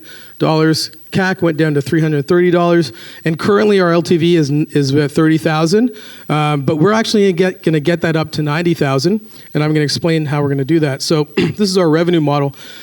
So when customers come into our solution now, it's exclusively on our CRM at $5,000 per year, and we have other vertical solutions which we can upsell, which can tack on another $10,000 per year per school. But the third and most exciting revenue expansion opportunity is payment processing. We actually ran a pilot with a few schools, and we managed over $1 million of tuition, and we were able to retain 1% of all of those transactions. But we also learned that supporting that feature takes a lot more resources and capital than we had. So that's why we're raising money, because we want to get into the position where we can relaunch that and support it properly. So this is what it looks like over the next 12 months, the graph on the left. Right now we're raising a bridge round of $500,000. That's going to allow us to grow our revenues by another 300% exclusively based off the CRM sales. And in the fourth quarter, we're going to raise a $2 million seed round, and that's going to allow us to relaunch the payment processing revenues. So you can see in the 4-year plan, in 2020, the orange section of revenue is where the payment processing comes in, and you can see how it quickly starts to overshadow all of our other revenue, and it's completely passive. So we have a great team. We've got about 8 people right now. I'll note just 2 of them right now. So Mark Selden is our CTO. He's also a strategic investor, and he owns the largest Montessori teacher training company in the world. And in conjunction with his father, who's the founder of the International Montessori Foundation, their strategic partnership has allowed us to move very quickly in the Montessori space, which is a perfect beachhead into the larger private school sector. A little little bit about me. I've been, developing and selling and managing online business solutions for about 20 years. I've led a couple of companies through pretty successful exits. I've raised about $4 million for different projects from angels and VCs. I was a product lead for a social network that got about 80 million users worldwide. And before all of that, I actually won a world music competition when I was 21. I don't say that it's totally out of left field, but I say that not to toot my horn, but to kind of tell you the kind of work ethic that I have and what I lead the team with. So as I said, we're raising a convertible note for $500,000 with a 20% discount and a 3% interest rate with a $5 million cap. And again, we've actually collected 10% of that. I've got another couple $100,000 committed as well. And this round is going to allow us again to triple our revenues in the next 12 months and then raise a seed round at a much higher valuation. And then get back into that passive revenue opportunity with the payment processing. And now I can't name these companies publicly, but I've had a few very serious inquiries for acquisitions as well in the last 12 months. So I'm happy to talk about those one-on-one with anyone that's interested in hearing more about that too. Thank you. Thank you. Who would like to start? I can kick off. Thank you. I was just wondering if you could speak about your sales cycle with the schools, please. Yeah, we have a phenomenal pipeline. So we actually close these deals. The average lead to close it's a 10-day average, and we close 92% of our sales in one call with a $5,000 transaction in that call. Okay, good. A follow-up to that, is a school signing on for a particular contract term? So we've been optimizing just getting these annual subscriptions going. So these are all annual subscriptions. We have sold monthly and quarterly, and we do have some customers on 3-year contracts. But 3-year contracts are obviously nice and more valuable. They usually they extend the sales cycle. So we've been focused on really optimizing the initial sales funnel, and then moving those customers into longer term contracts. Okay, and so the $900,000, is that booked revenue? Is that pipeline for 2019?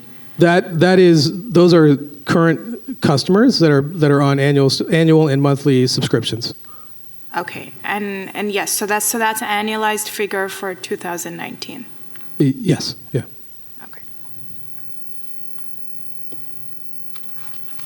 Can you help me understand the value proposition? I just so happen to own a private school in Vancouver, so I understand HubSpot. I understand learning management systems. What is your value proposition? Well, we're not a learning management system. So again, it's a CRM, right?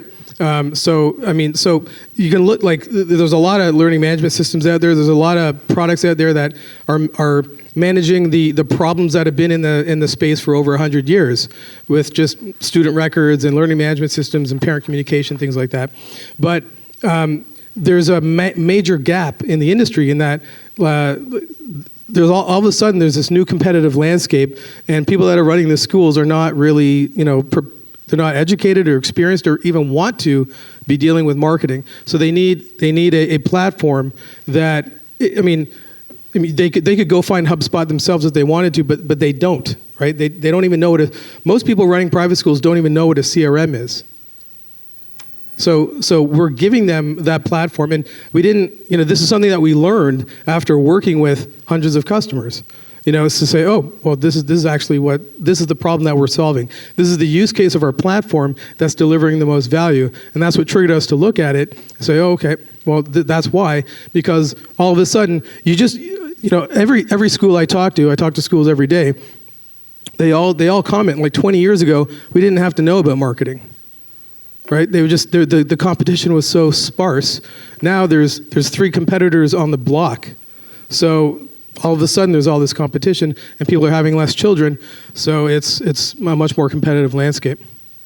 So just to follow up on that, so does your platform really walk them through the stages through your CRM by kind of like almost coaching them through the steps, like lead gen to follow up to closing? Like, what is Right. it exactly? So pretty much every school works more or less the same way, right? So it's not like they have to learn how to mold a system to the system's pre-built for how their sales and their marketing funnel works, right? So there's pretty standard stages, and so it's kind of baked in, and we actually have a whole onboarding process, which is very sort of handheld, and we coach them a lot as well. So they're just kind of filling in the template with what makes their school, like their school's flavor, their logo, and kind of their voice to things. But when a parent clicks on an ad and comes to a landing page and then fills in an inquiry form, and then they start getting invitations to book a tour, they're automatically directed to a tour booking calendar, and all of those things are happening where these are all currently being managed manually by schools. It's incredibly time consuming, and they're dropping leads all over the place. Leads are just falling through the cracks, and there's so many opportunities. This is a very arduous process as far as marketing goes. It's not like there's many steps involved, and there's many opportunities for those parents to fall through the cracks. And the schools they don't really have any idea how to even track like who came from where, or if it's very common that somebody running the office gets pulled out of the office to go cover a teacher for a few days, and this is a story that I heard recently. The school director had to go cover for a teacher for a few days who was sick. Somebody was trying to reach the school. They didn't hear back. They went on Facebook, left a negative review because they were offended because nobody got back to them. So, and those type of things live online permanently. So it's just, and those, obviously that's kind of an edge case, but they're paying for, schools every day are paying for leads on Facebook. They have no idea what they're doing with these ads or Google ads, and they're just sending them into the ether. They have no idea, they're just throwing money down the toilet and not getting any results, and they don't have big budgets to work with. So it's a huge problem for the industry. How long has the company been around, and over what period of time were the 127 schools I see here acquired? So we're at 180 customers now. Okay. We've been around for just over 4 years, and before, so we had about 60 customers just over a year ago. All right, so all the growth has occurred, you're saying? Yeah, we've had incredible. As soon as we repositioned ourselves to focus ourselves as a CRM. We don't say CRM to the market because they don't know what that is. We call ourselves basically a hands-free enrollment marketing solution. Pardon me. But when we did that and we repositioned ourselves, all of a sudden we were solving one problem for one person in the school, and every sales metric went through the roof. And so what used to be an average of 3 calls to close a deal became 1. We were able to more than double our revenue on our sign up because we narrowed down the vertical solution. We were able to go a little bit deeper with value. The onboarding resources required, the resources required to onboarding a customer successfully went down by 90%. So everything was just incredible, and so that's what happened when with the right repositioning of our platform. Okay, thank you. John, good job. Thank you. I'm glad to see that you are now coming into the dark side, the investment side, right? That JP and I have been trying to get you in. Mm-hmm. But I did have a few questions, so I'm really glad to see the traction and the growth that you've achieved since we last chatted. I wanted to get a breakdown of the 180 school/customers that you have. How many of them are U.S. Versus Canadian based? I think about 85% of them are in the U.S. By the way, I really do like the name of enrollment marketing solution, much better than a CRM. Yeah, we don't use CRM. And I'm not in that space. So totally. From a branding point of view, that's much clearer, right, and well-defined in terms of the value proposition that you bring to the table. Yeah. The last question is on the financial side. You've got 2020, you show expenditures of $2.3 million, with a loss of around $650,000. What's the largest cost within those expenditures? It's marketing. So it's going to be talent. Building a team in-house in Toronto. So 70% of that 70% of the allocation is marketing, and that's a combination of ad buy and just hiring. So people plus advertising. Yeah. All right. Thanks.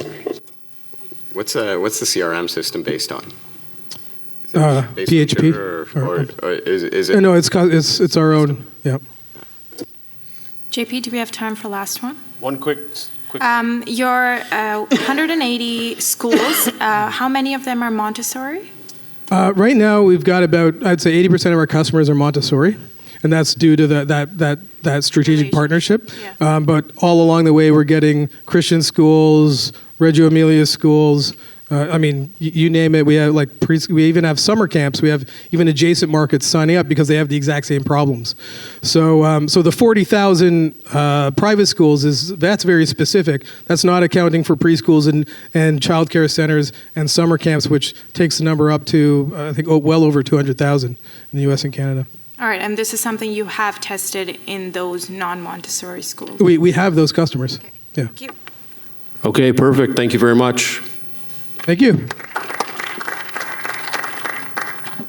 Single key.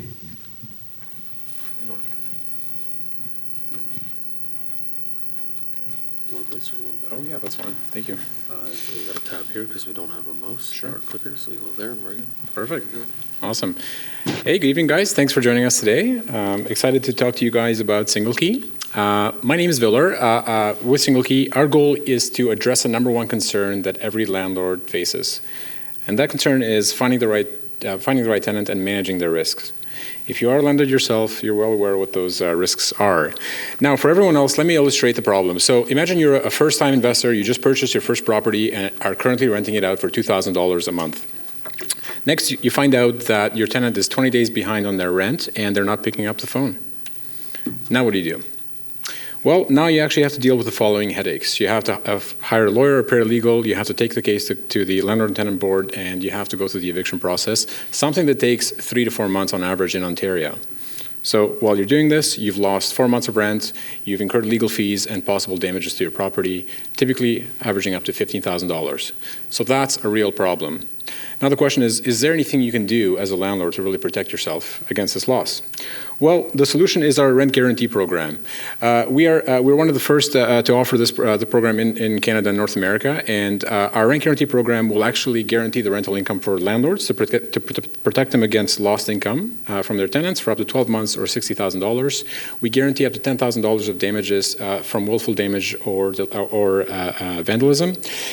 Most importantly, we actually manage the eviction process for you here in Canada, pretty much in every province except for Quebec. We also cover the legal costs that are associated with that. So for 5% of their monthly rent, the landlord can have complete peace of mind when it comes to their property. Now, you're probably wondering what the financials look like or the economics behind this product.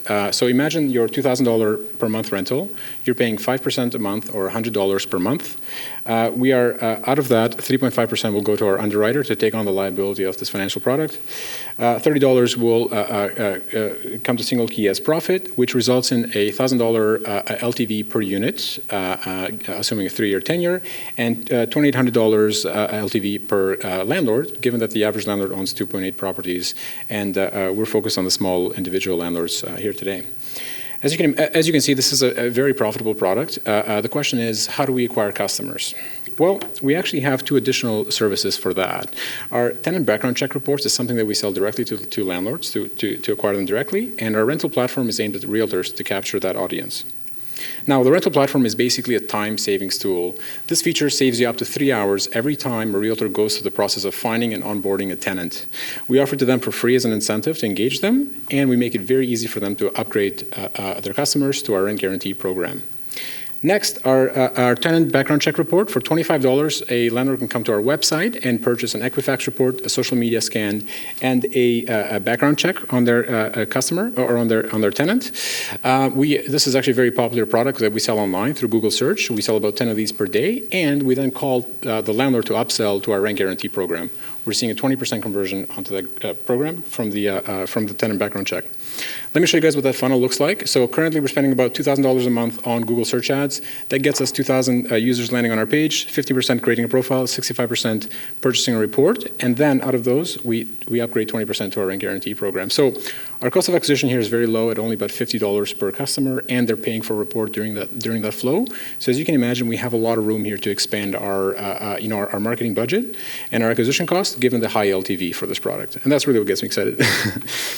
This sales funnel is currently generating about 10 purchases per day and reports per day and 1 guarantee per day sold to our landlords. We've been in market for the past 3 months with a tenant background check, and we've sold 550 checks, guaranteed 10 leases, and we're doing about 5,000 MRR to date. Now, if we apply a very conservative 7% month-over-month projection on top of the current numbers of 10 reports per day and 1 guarantee per day, we can hit $200,000 in MRR of gross revenue, 150,000 of which is MRR coming from our rent guarantees within 24 months. In 2020, in the next year, we expect to sell about 700 to 1,000 guarantees at the current rate. In terms of competition, given that this is a brand new insurance category in the market, the only competitors are other startups like Neighborly and Casalova. In fact, Neighborly just released their rent guarantee program in June, so it's really just getting started. If you look at this chart, in terms of offering, we have one of the most comprehensive kind of guarantees in the market at a very competitive rate of only 5%. The market size in Canada is $50 billion of annual rental payments. About half of that belongs to individual landlords, and that's really our target market. They are the ones that need our help. We're not focused on the commercial side at the moment. If we capture 5% of that market, we will generate $60 million of annual revenue in Canada. In the US, that market is 10 times larger at almost $500 billion, resulting in $600 million of annual revenue. The good news, though, is that because we are a tech platform, it's very easy for us to actually cross the border, and our underwriter is currently licensed to offer the guarantee in the US. So we're hoping to test that very soon. Our team, Dan Eisner is our CTO, brings in a lot of development experience with other top startups like Clearbank and Nimi. Myself, my background is in business and finance. Hillary and Mike are 2 additional co-founders helping us part-time 20 hours per week, also involved in a number of startups. And we just hired our first developer, Tim. Now, the ask is for $500,000 at a $3 million valuation, and this will enable us to buy an 18-month runway in order to reach the following 3 milestones. We're hoping to hit 1,000 guarantees, 5,000 credit checks, and $100,000 in monthly revenue by the end of that 18-month period.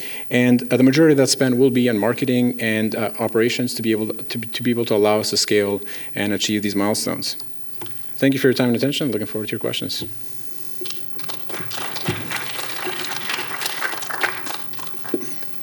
Thank you. Who's up?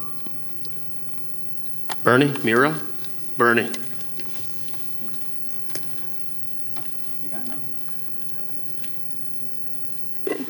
All right, can I ask a tough question? Of course. Really tough question. How'd you come up with the $3 million valuation? Yeah, and that's something we can kind of discuss. I think a lot of that, Angelo, is due to kind of the success rate of our kind of acquisition funnel, and I think how scalable it is, and I think we just need to put more money in and really kind of grow that CTA. I think. At the current rate of $50 per acquisition for the guarantee, we can easily 5x or 10x the spend and still be, above or under our LTV number and be able to recoup all of it. Yeah, I really like that you've identified clear milestones with timeframes attached to it. So I like all of that, but I think that we would really need to sit down and have a more in-depth discussion on that number. Because if I use my rule of thumb in coming up with the valuation, there's a mismatch in your number and what I would say your number should be. Yeah, and we're very happy to kind of sit down and really kind of understand that process as well. Here, one now. Good presentation again, same as Seneca. I still have the same question, and I can't remember if I asked it there or not, but is this a specific insurance policy? I think that's the thing that I was always concerned about, was it's covering so much. Like you said, there's so many things that can happen. Is it going to be one of these, like I know you're just new and starting up, but is it going to be one of these, well, the person was going to be evicted, so their kid took a sledgehammer to the kitchen wall and it was deliberate damage, so it's not going to be covered. And this isn't going to be covered, and that's going to be covered, and all of a sudden it's going to tarnish your reputation. Right. That seems to be my biggest concern, is really how all-encompassing, how familiar are you, hopefully vary with what this, with this insurance coverage, policyholder. Can you elaborate a bit? Yeah, absolutely. And in fact, it took us months to actually be able to really kind of ratify the agreement with our underwriter to be able to cover as many of these cases as possible. This is actually, it is an insurance product. It is something that's actually currently being offered to mostly developers to be able to incentivize investors with a 3-year guarantee on their purchase. So basically, it's a rent guarantee offered to mostly investors or buying new condos in the market for usually 2 or 3 year period. We took that product and we brought it to the residential market and really kind of offer it to everybody. In terms of kind of what the criteria are for the reimbursement, we try to be as clear as we can in the policy itself and really kind of communicate that to the customer as well, to note that, hey, since we are not managing the property, if you are doing anything that, would force the tenant to not pay the rent, such as not maintaining the unit properly or causing issues with the tenant. And if the court rules against you, then you can't really qualify for this reimbursement. Yes, we're very careful to actually manage our reputation and our communication with the customer so that we don't have any surprises if anything does happen. As a unit owner, are you insured against just damages or damages and non-payment of rent?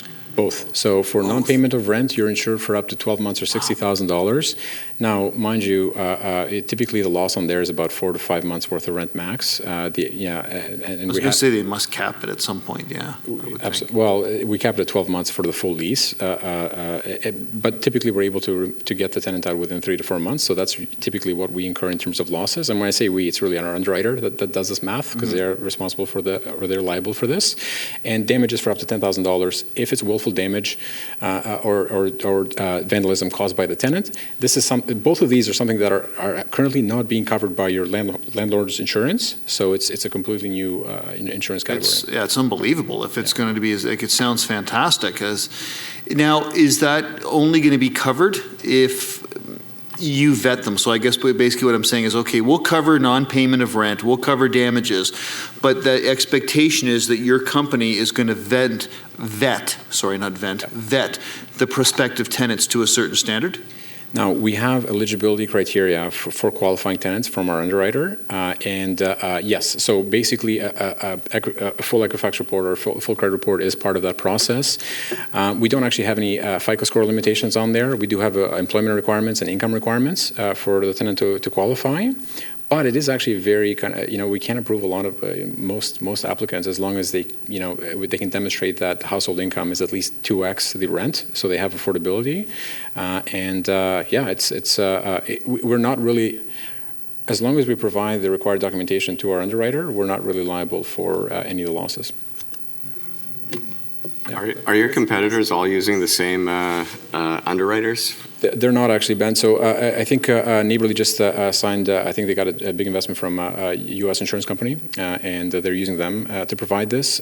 This is a product that's actually very widespread in Europe. So companies like Aviva, Lloyd's, all offer this in London, Paris, UK. And the reason for that is because it's a much bigger pain point there, given that the tenant laws are much more tenant favoring, and it could take up to 9 months to get somebody out while paying, while losing a London $5,000 a month rents type of thing.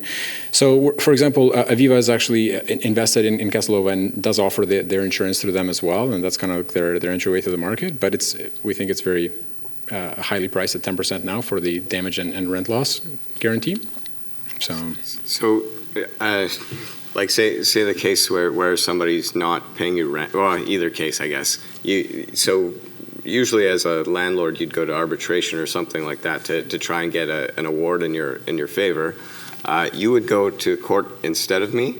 Not Or myself. not you personally, but your underwriter would? Yes, the paralegals that are employed by our underwriter would actually go and fight the case, and they're incentivized to do that just so that they can move the process faster and reduce their losses. That's part of the offering. And we cover the legal fees associated with that. Okay, and then how do the flows fund back, get back to the underwriter then, if they? Yeah, and as I mentioned, so we charge 5% for the service. 3.5% of that revenue will go to the underwriter to basically take on the liability. Or I mean, like anything recouped, like if you're able to get the rent back, then they absolutely. Then it goes to the underwriter, or goes back to, or it reduces the claim, I guess. Exactly. So the underwriter will pay the landlord, and then anything they can recoup through the court will actually go back to their company. Yeah. Just a really quick one. It seems like you are, in essence, creating a new category here. And so is there any consideration with what you might need to do with a rental housing tenant board and such?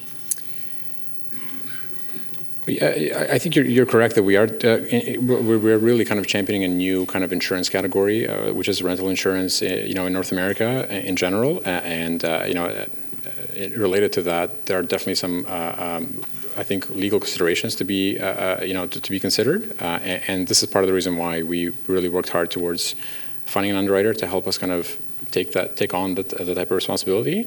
So I would say really the majority of that rests with our underwriter. I think we're more excited towards demonstrating that, hey, look, there is a need and a demand for this type of solution in the Canadian market and in the U.S. market, and we've got a channel that really can help us acquire customers at scale and grow this type of business, and then really kind of use that as a point of interest to exit and partner with existing insurance companies here in North America. I believe I know that our policies are ultimately reinsured by Lloyd's U.S. or Lloyd's UK. So we'd love to bring that kind of underwriting into North America as well. Great. And just to follow up, I saw Neighborly and a couple of others. Do you have a sense of your largest competitor and what percentage of the market they might have? Yeah, because this is a brand new insurance category, like I mentioned, Neighborly only released their rent guarantee product in market in June, so they're just getting started. Because they're well funded, what they're doing is they're actually offering free reports to landlords to acquire business, and I think we should do something similar as well to incentivize customers to grow our book. Yeah. What's to stop current insurance brokers that are already selling me my Aviva policy to extend that Aviva policy and take this as well?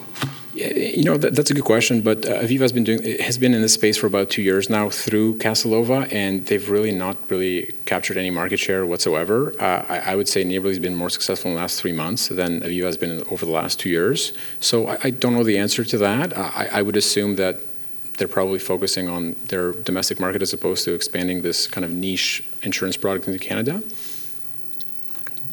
Yeah.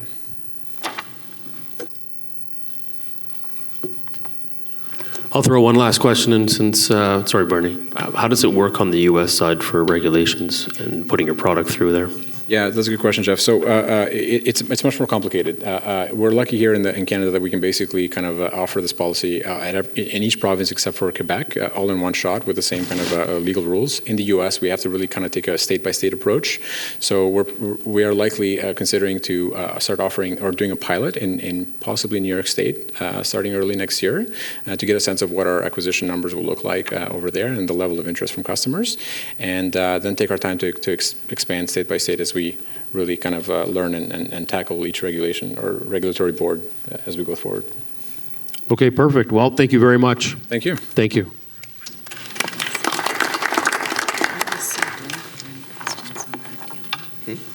Yeah. Well, first we all were right. Bet Plus, you are up.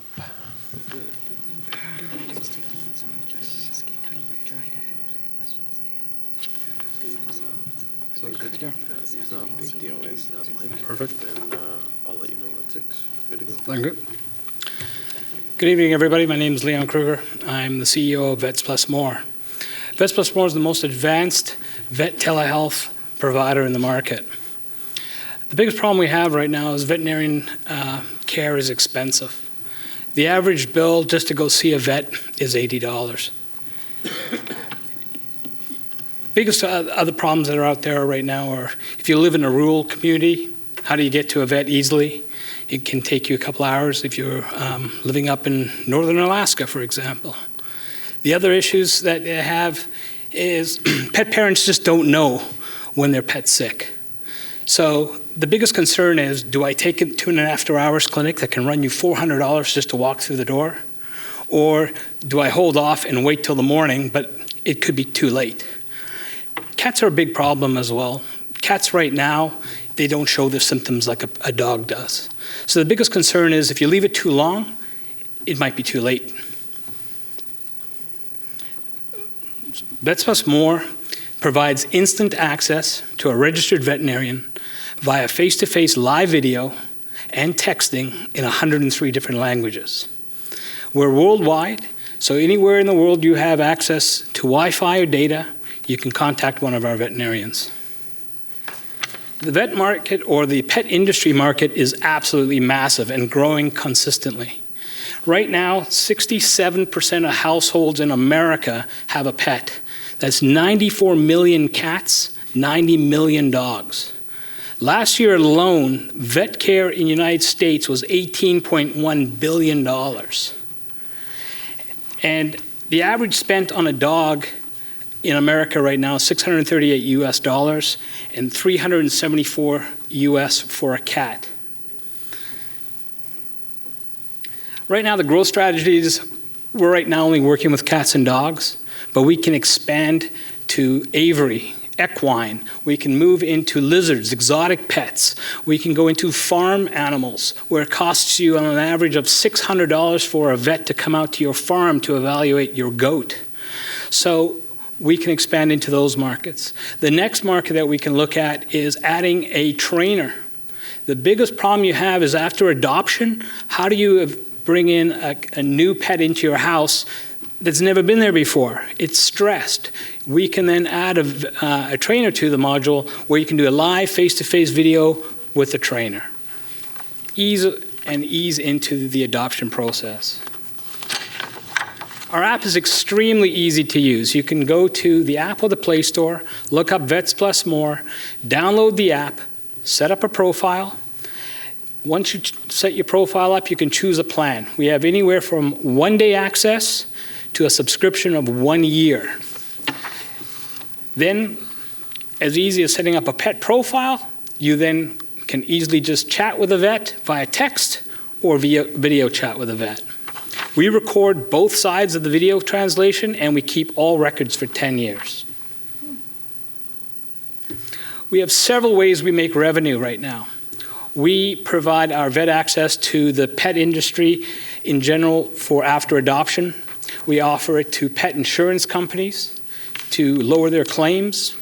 We offer it to the general public. We've also come up with a kiosk solution that we can take into pet retail.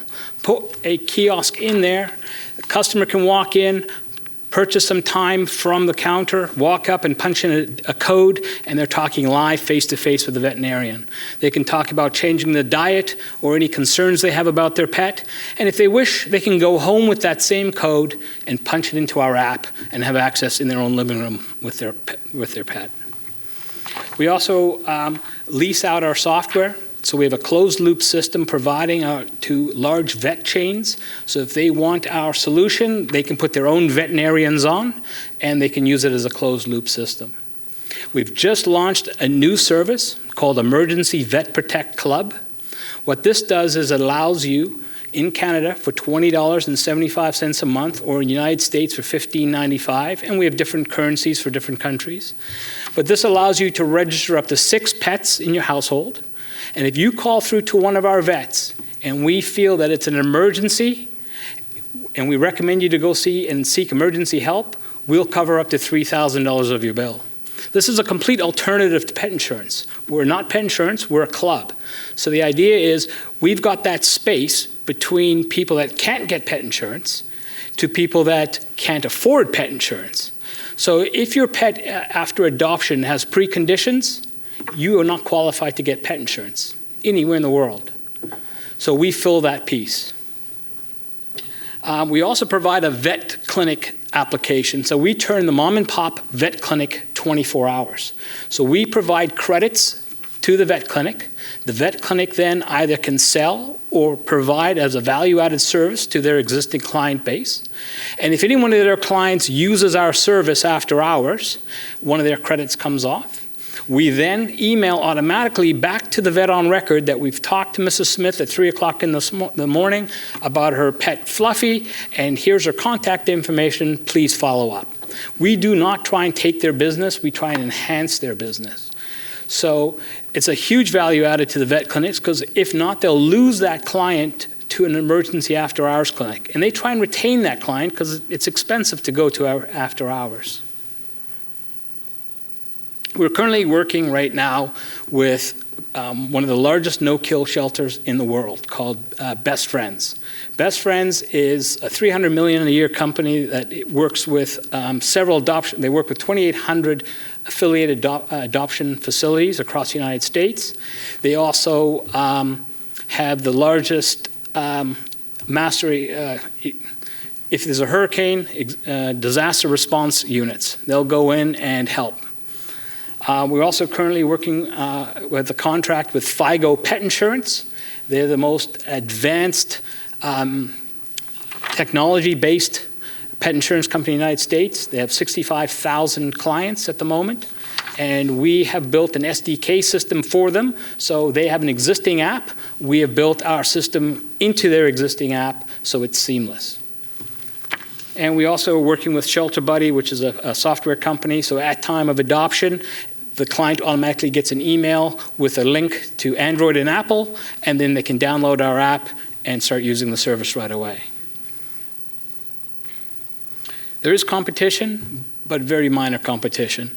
We have the most advanced system. We have the video rollover piece that if your existing client is talking to one of my vets and another call comes through the exact same time, the call just rolls over to the next available vet. And we'll keep doing that as long as we have vets on.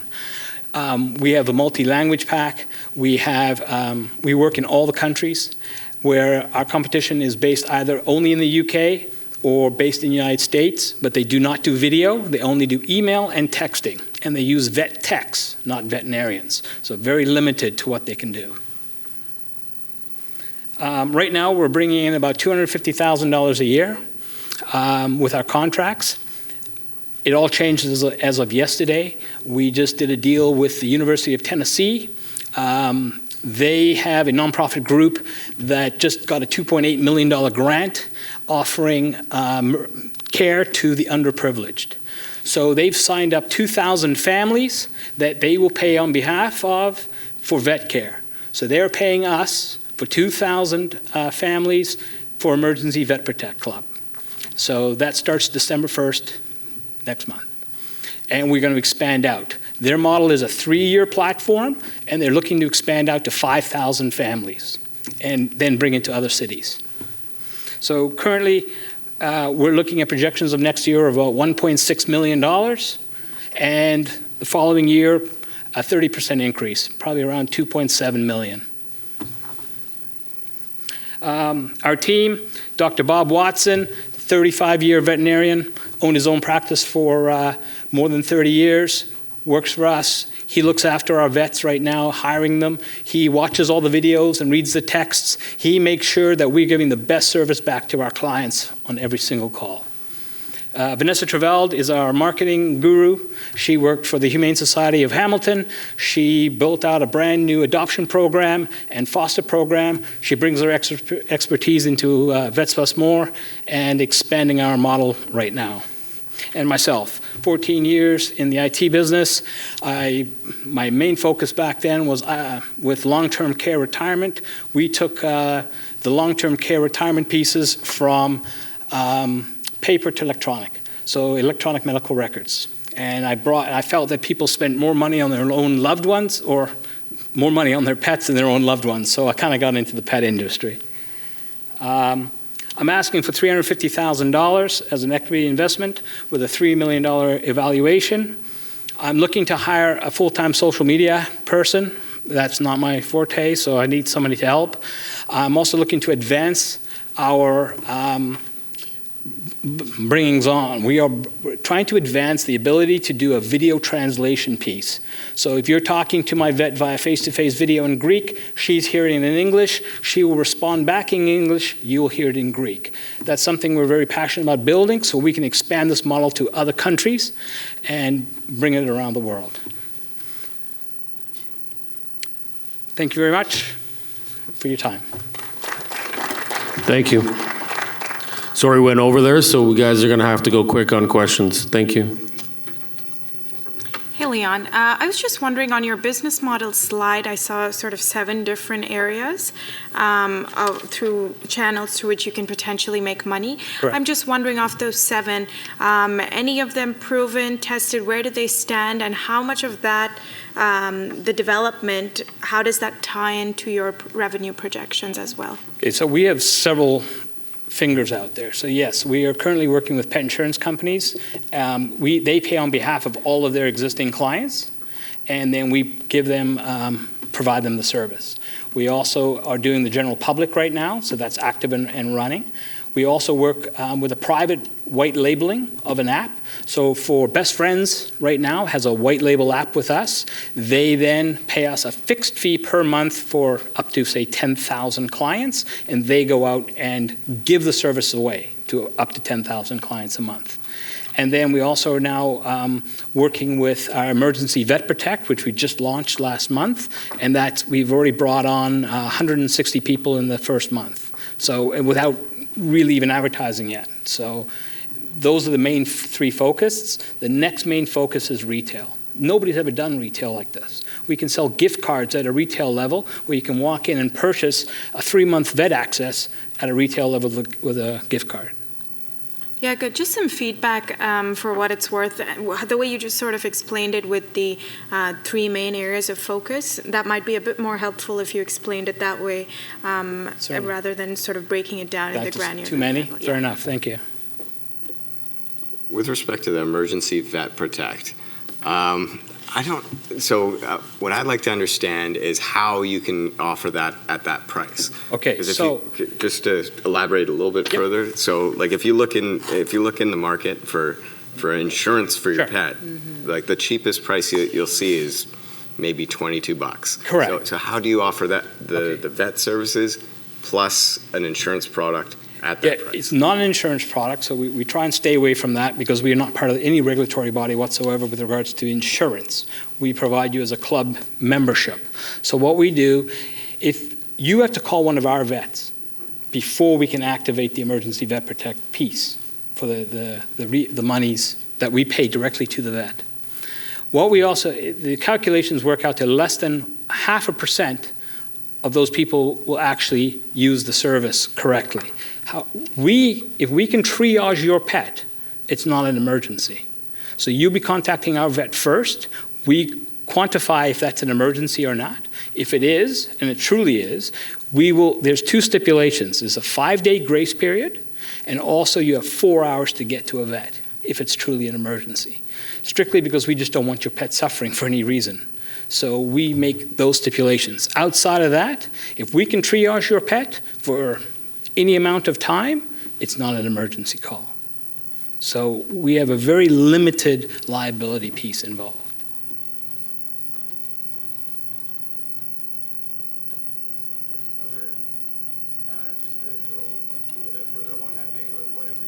Sorry, just to go a little bit further along that vein, like what happens if there's an accident or, like, you know? Certainly. I mean, if your dog gets hit by a car, 100% emergency. Or if your cat's throwing up consistently or blood and you need to get to Emerge Clinic, or your own vet, for example, those don't cost $3,000. Those cost $250 to $500. You get one kick at the can with our money. So you can either choose to use it now, or hey, you know, it's not $3,000, it's only $500. I'm going to pay that, and then I'm going to then keep this, and it's a membership year. So every year, you don't accumulate the $3,000. It disappears until you rejoin again for the following year. So if you don't use it, it's gone. And the thing is, you can only use it if it's truly an emergency.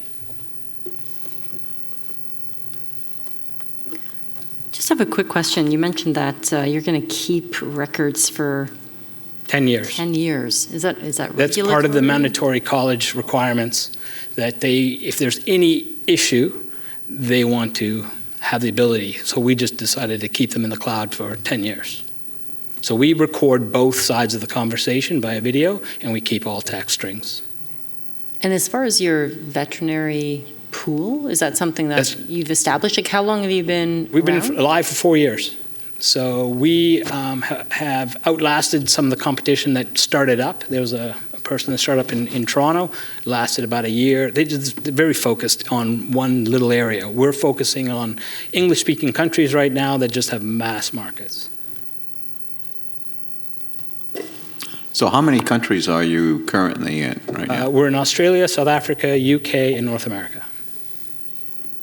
Canada? No? North America, so Canada, so- yes. And how strong, if any, are your relationships with the Humane Society to help you push out your products? We haven't gone to the Humane Society strictly because they're overwhelmed as it is, and to break those barriers are extremely difficult. Right now, we're working with independent rescue and adoptions and shelters. They're, again, overwhelmed. So with Best Friends, and they have 2,800 affiliates, we're working through Best Friends to knock down each affiliate. And right now, we've got over 250 affiliates offering our services out right now and growing.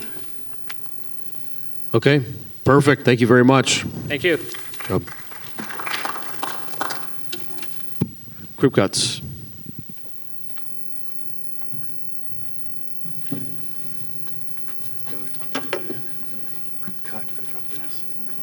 Trying to make it plural. Crushing it. Mike, you have to hit this to go through. You don't have enough money at Miller Townsend, so you just click through. At 6 minutes, I'll let you know.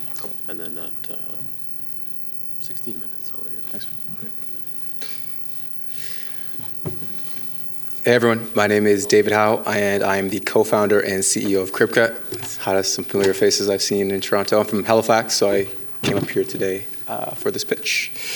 So we are building the world's largest salon company with zero real estate or direct marketing costs, and I'll get into what that means in a second.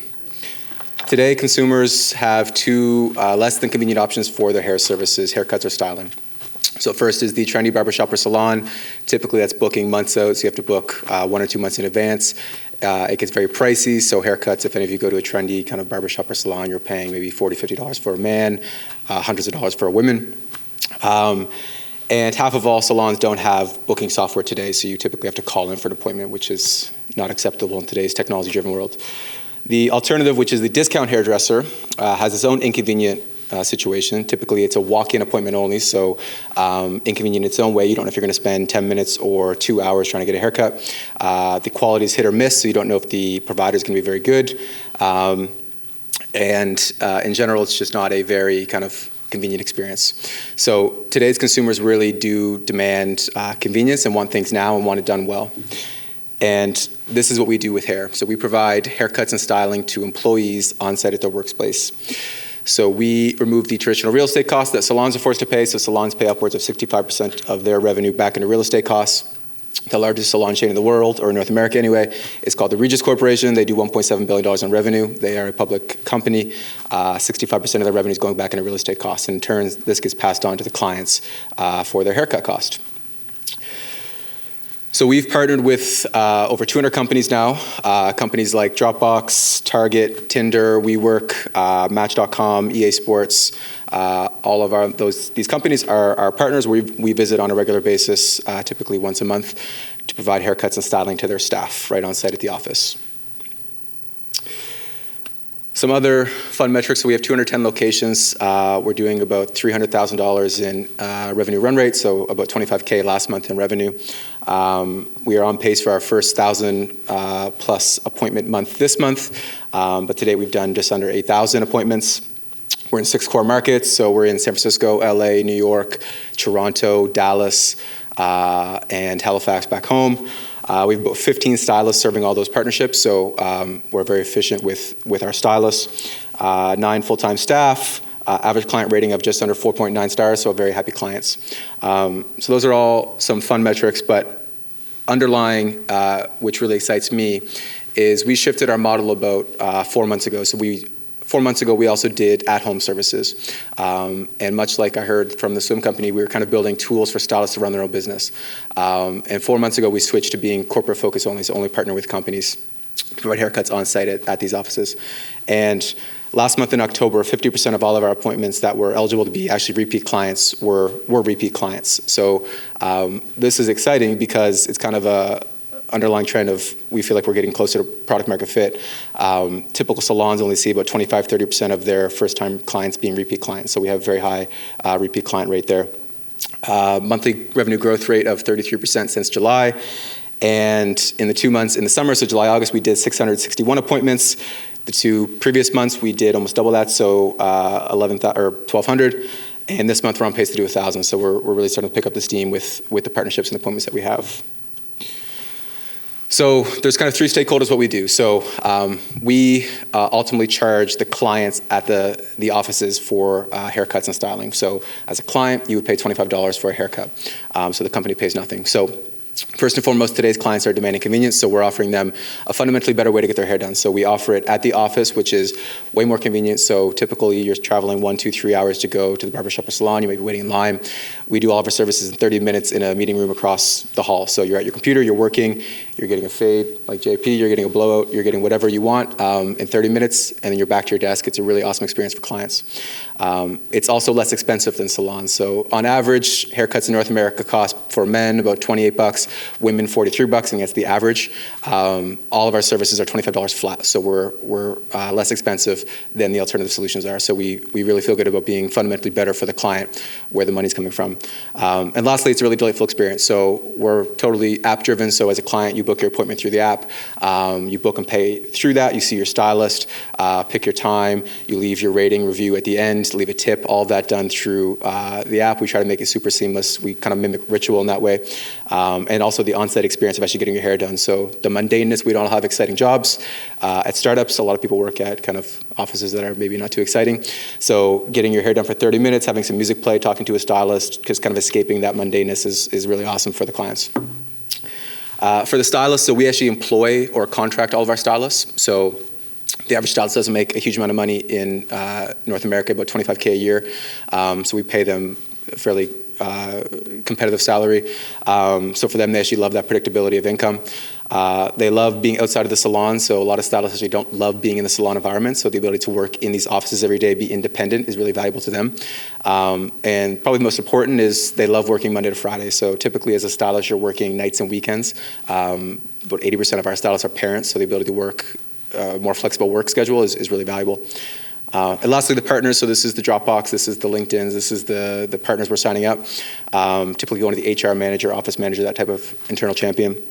Really easy perk to offer their staff. So all they need to provide is space in their office once a month for the hair services. We offer, up until kind of recently, we haven't given them the ability to subsidize any of the appointments, so all the cost has gone back on the client. So about 90% of our partners, the client actually pays the services. But we've had too many companies asking to pay for it on their behalf, which we didn't want to do, and we can talk about that questions, but we've now started to open up where companies can actually subsidize a piece of the haircuts too. And it's resulting in happier team, happier workplace. So we're showing them the reviews, we're showing them the ratings, better work-life balance for their staff. So their employees are really happy, which is making the companies really happy. They're all competing on talent, and this is one extra thing they can offer that is helping them retain and compete on talent. What we're really doing is building our brand on the back of millennials. So millennials are an interesting type, so they value beauty and image, and hair is a huge piece of that. They do value work-life balance, so if you're not offering better work-life balance as an employer, you're going to struggle to compete on talent with millennials. And we're saving someone maybe 3, 4, 5 hours a month on their hair services. This is a huge time savings. It's also keeping the employees in the office longer because they're going to get their hair done anyway. And millennials demand convenience, so apps like Uber Eats, Amazon bringing packages. If it's not convenient, it's not relevant, and we are delivering the most convenient hair solution out there for employees and their clients. And this convenience play is really the bet that we're making. We believe it's a $1 billion bet that that services will be the next thing to transform the workplace and be delivered on site, and that's at the workplace. So our team is 9 full-time, 8 of us in Halifax, 1 in Dallas, myself and 2 other co-founders. So my background, this is my 3rd startup, so I've built and sold a couple startups previously. One we sold to a company in New York. It was an e-commerce company, and the second was a SaaS company that I moved to San Jose and built with a couple co-founders there, and we sold to a company in San Jose. My co-founder Kieran's our CTO. He's really an optimization kind of algorithm guy, so he helps kind of optimize all of the stylist appointment booking, all that on our back end. Blair ran a company in Halifax called The Rounds. They got to about $3 million in revenue. They were a network for doctors and physicians. Christina and Nicole are kind of the stylist expertise. So Christina's our Dallas employee. She ran the largest education school in Dallas for stylists. So she recruits, trains, and hires all of our stylists. Nicole was a former mobile stylist and an MBA graduate, so she's kind of a unique skill set. And we have a few other folks on the team as well.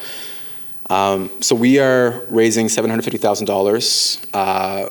Right now, we are using that money to get to about 2,000 partnerships in 2020.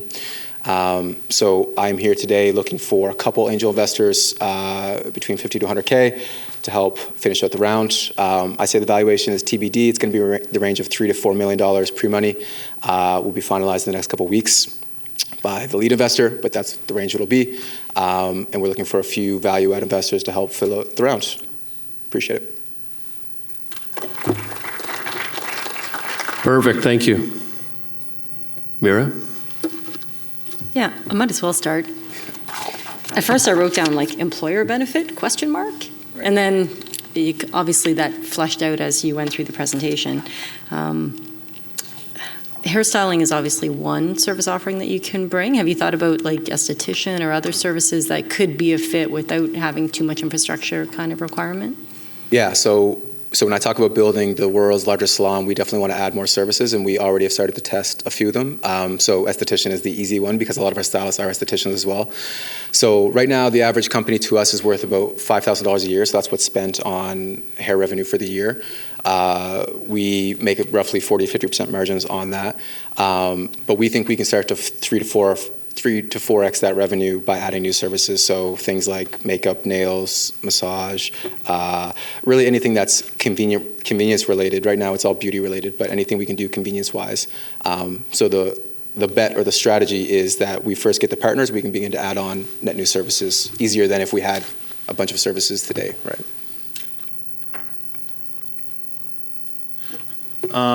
I'll ask the obvious question unless I missed it. Why did you stop home service? And the reason I ask is because my son just got married and I ended up paying the bill for all they had 2 stylists that went to the house to do the 8 bridesmaids, and they were there 2 hours, and I think it cost me like $1,000. Yeah. So to me it seemed like pretty easy money. So I'm just wondering why you stopped the home service, because weddings, whatever, would be huge. Yeah, weddings are huge. And I think like one day we might come back to it, but previous to making this pivot, the stylist was actually our customer. So we had a SaaS-based model, much like these guys, charged $50 a week. We signed up about 350 stylists. Stylists set their own prices. They traveled to customers' homes and offices. We learned over those 350 stylists, a handful were entrepreneurs. The ones that are entrepreneurs are starting their own salons. So we had a giant headache of managing all these stylists, no shows to appointments, and this craziness. It was a lot. So this is a way more controlled environment that we're not getting the entrepreneur stylist. We're getting a stylist that wants a job full time. We have way more control over that scenario. And we also noticed that our most successful stylists, we did these partnerships on a small scale. We had probably 10 or 15. Those stylists who were doing partnerships were the most successful stylists, and it was where the most client love was. And ultimately the client money, they have the money, they're the demand. So the thesis is if we win demand, we will win the industry. And that's where we couldn't offer a fundamentally better way to get your hair done at home, because it was more convenient, but it couldn't be more cost effective because of the travel costs associated with client to client. Where we're batching demand by getting 10, 15 clients at one location. And it's funny, I saw this today. I would have, until 4 o'clock this afternoon, I would have had a hard time believing that companies would go for this. But my daughter started working at Deloitte recently. She just gave me a tour. And when I see what they offer for their employees, it doesn't surprise me anymore that now companies will do this. Yeah, well, Deloitte's one of our customers. Yeah. Yeah, and like, so it's actually a fairly easy sale to the partners. Because it's a really easy and effortless perk, and they're providing a lot of value to their clients. But as we get more into the partner subsidized piece of it, so we're getting, Deloitte to pay $500 for the day, and Deloitte has no problem paying $500 because $500 of whatever, it doesn't matter.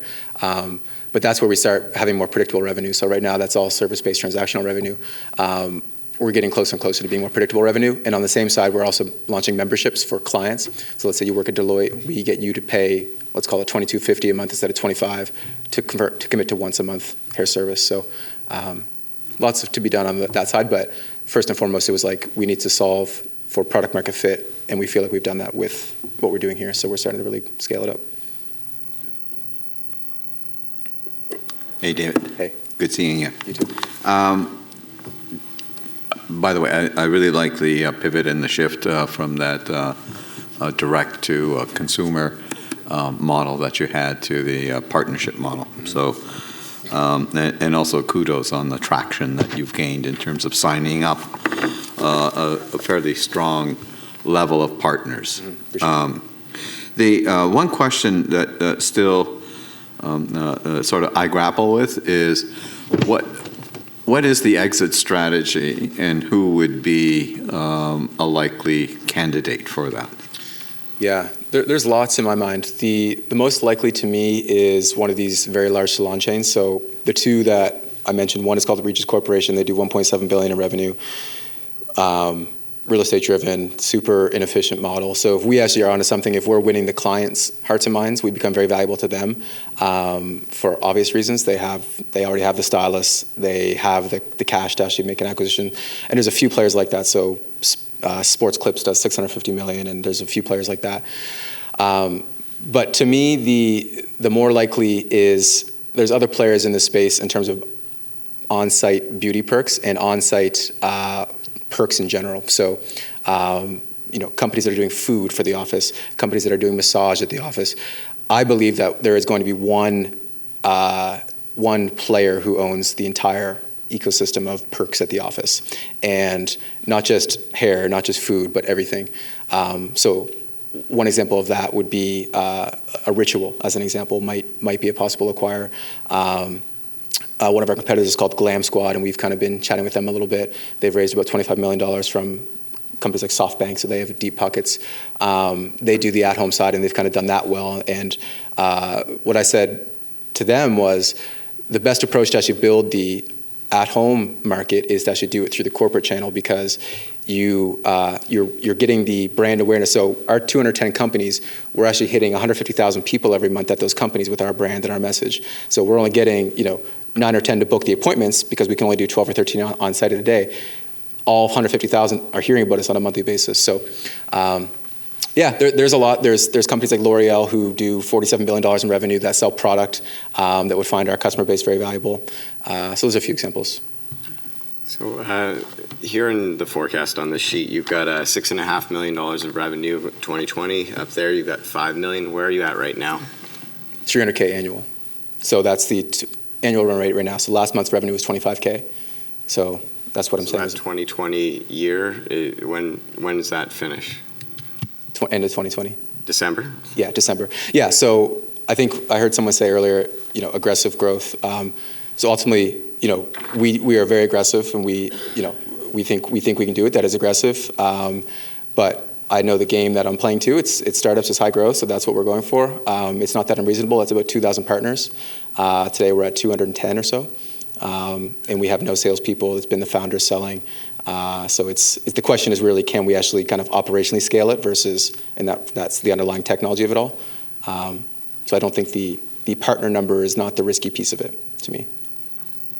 Very quickly, right now you're in 6 cities. Are you looking to scale beyond that, or are you going to grow the growth in those cities? Yeah, we're mainly focusing on those cities. So, we are in a few other cities too. These are the core 6, but you get a lot of efficiencies by being in a single city. So, yeah. Perfect. Thank you very much. Yeah, thank you, Joe. Cheetah Networks. That's incredible confidence. As they say, we keep the best to last. All right, I'm Michael McCallan. I co-founded this company 2 years ago, so 2017. We're based out of Ottawa. I grew up in Toronto, so I'm here a lot. We're an edge-to-cloud analytics company. And when I say edge, I'm talking mobile edge, so think of your cellular phone. And to the cloud, think Google, etc. So just to baseline a little bit on health, network health monitoring. How many of you are familiar with a CT angiogram? Show of hands, anybody? Kinda? So in a CT angiogram, to understand what's going on in the human body, which has many paths and sensors, they inject a radioactive dye, and then a scanner picks it up to see what's happening in the body. We use a similar technique, but with communication networks. So what's the problem we're solving? Why do you care? Everyone's heard of IoT. IoT is happening, but I'm talking about the cellular IoT. So I'm talking about Bell, TELUS, Rogers, SoftBank, AT&T, and Verizon. They are offering services on this network that they're building out. And the problem they have to solve, I want you to imagine 1 billion sensors. Okay, we're all used to phones. There's millions of phones on a network, but there's going to be billions of sensors. Right? So multiple orders of magnitude more complexity. They're running over their wireless infrastructure through their core to a tremendous number of cloud zones. So when I say a cloud zone, you tend to think of Google as Google, but you're actually going into different cities to different server farms. Microsoft just announced another 31 sites for Azure 2 months ago. So they're going to keep building this out, this infrastructure. Then running over top of this are thousands of applications. When I say applications, I want you thinking about fleet management, asset tracking, autonomous vehicles, outpatient monitoring. There's an endlessness of applications. Why do they care? Canadian telcos do $26 billion a year in wireless revenue, and that's with millions of devices. You can imagine how much money it is for them when there's billions of sensors. They charge per connection anywhere from $2 to $50 a month. And they've invested in stores. So they actually have storefronts. So if you go to Bell, TELUS, and you go to their IoT stores, you will see that they actually have stores and they're reselling fleet management, asset tracking. So they've learned from the Netflix days, right? Netflix made a lot of money off their networks. They are now reselling the new Netflixes, is what they're doing, right? So they're not in the basic connection business, they're in the services business. I'll give you a simple example, fleet management. In the Toronto area, you have about 100,000 trucks. I'm talking commercial vehicles. Okay? If you take a corridor like Montreal to Toronto, where all these trucks are running up and down, and you're paying, let's say, $25 a month connection, that's $2.5 million of revenue for the provider. We're going to take a small piece of that. So we're going to charge $100 a month. Right? I think I actually modeled here $300 a month, which is our list price. That would be 1.5% of their revenue. It's very small cost for them, and that's one use case. I mentioned there's thousands of applications. This is just one of them. But I think you can appreciate why fleet management is one of the first ones, because there's insurance. They have to have visibility. All those trucks have been insured, whether they're carrying cannabis or whatever type of product. All right. It was discussed earlier, machine learning and AI. So it's been applied here. The way most of companies provide solutions in the market today, it's very cumbersome. It's called data mining. We actually do analytics, multi-tiered analytics. So we're doing analytics at the measurement point all the way through the network. We filed a patent on this already, and there will be more. So this is where we're different than most in the market. We simplified and gotten a metric, a quality of experience metric. And when I talk quality of experience, I'm talking actually what the application is experiencing at that edge all the way to the cloud. So that could be a security camera that needs to upload an image periodically, right? It could be an outpatient monitor. We're actually giving them insight into what the applications are experiencing. Yeah, and there are some competitors. Most of the competitors I'd call legacy competitors. They're old school. They use big probes. They put them inside the networks. They do deep packet inspection, trying to understand what's happening in the network. We're actually on the outside, looking into the network the same way a user uses the network. Market, massive market. So the TAM is $4 billion. If you go and you look at the operators that are offering these networks, and you go down and look at how many cells they have, so it's called LTEM is the type of cell that's used.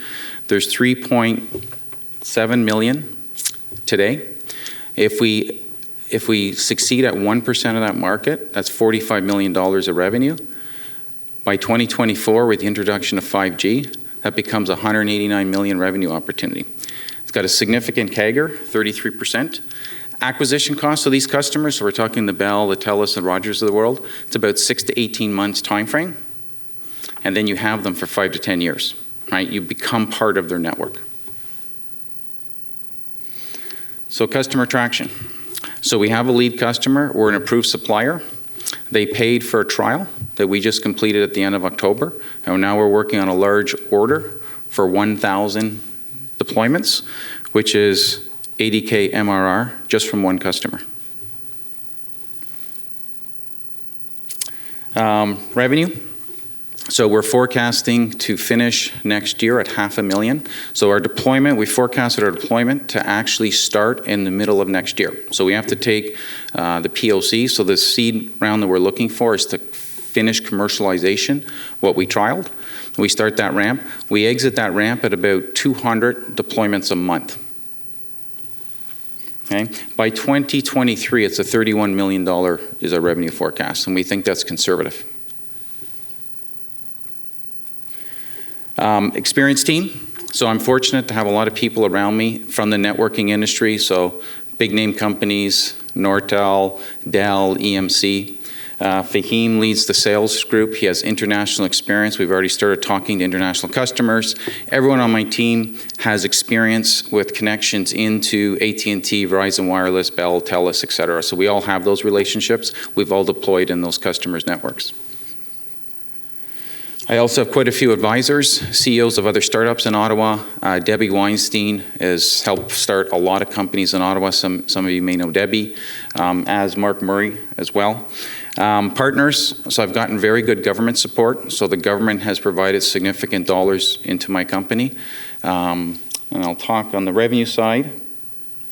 I skipped this. So the first 2 years of revenue were professional services. So effectively I've bootstrapped along with the government funding, and that's gotten me to this point. And what I'm looking for is a $950K seed round. It's equity. Pre-money valuation is 3.5. That $950K is split. Majority of it will go to engineering on the analytics side. So we're really selling a software subscription of the analytics. That's a service they're actually buying. Exit scenarios, there are several. So large equipment vendors, so Ericsson, Nokia, Cisco, they all buy companies like this. There's also the larger assurance vendors that will have holes in their portfolio, like Aspirant or Sandvine's a Waterloo company. They just got acquired last year by Francisco Partners for about $560 million. And I'm currently in diligence with the Capital Angels Network in Ottawa and the Purple Angels. They've actually combined on the diligence. Questions? So is this a new technology that you're using? I love the analogy that you used about like putting dye into be able to really see what's going on. So is this new technology that you've pioneered, or? In the context of us doing the analytics actually at the edge in real time, that is new. That's not been done before. So do you have like IP or protection, or? Yeah, we have a patent that we filed on it. And under NDA, I could share more.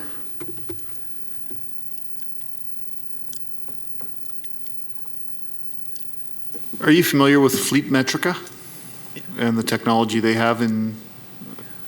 As far as what, fleet tracking? Fleet Metrica is the name of a company. Are you familiar with them at all? No. In metrics, so I was just wondering, okay, if it was like a similar type technology, or? No, I don't think not. So. No. No, okay. No.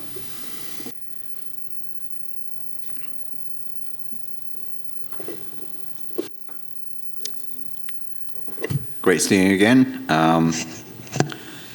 So I think your opportunity has some real strengths, and but with the strengths come some challenges too, right? Yeah. And the strength is that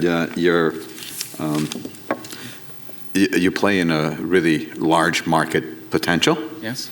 The challenge is there are also some pretty major players that are playing in that space. Yeah. So the key will be how can you differentiate yourself from them and stay 1 to 2 steps ahead of them so that they're always playing catch up.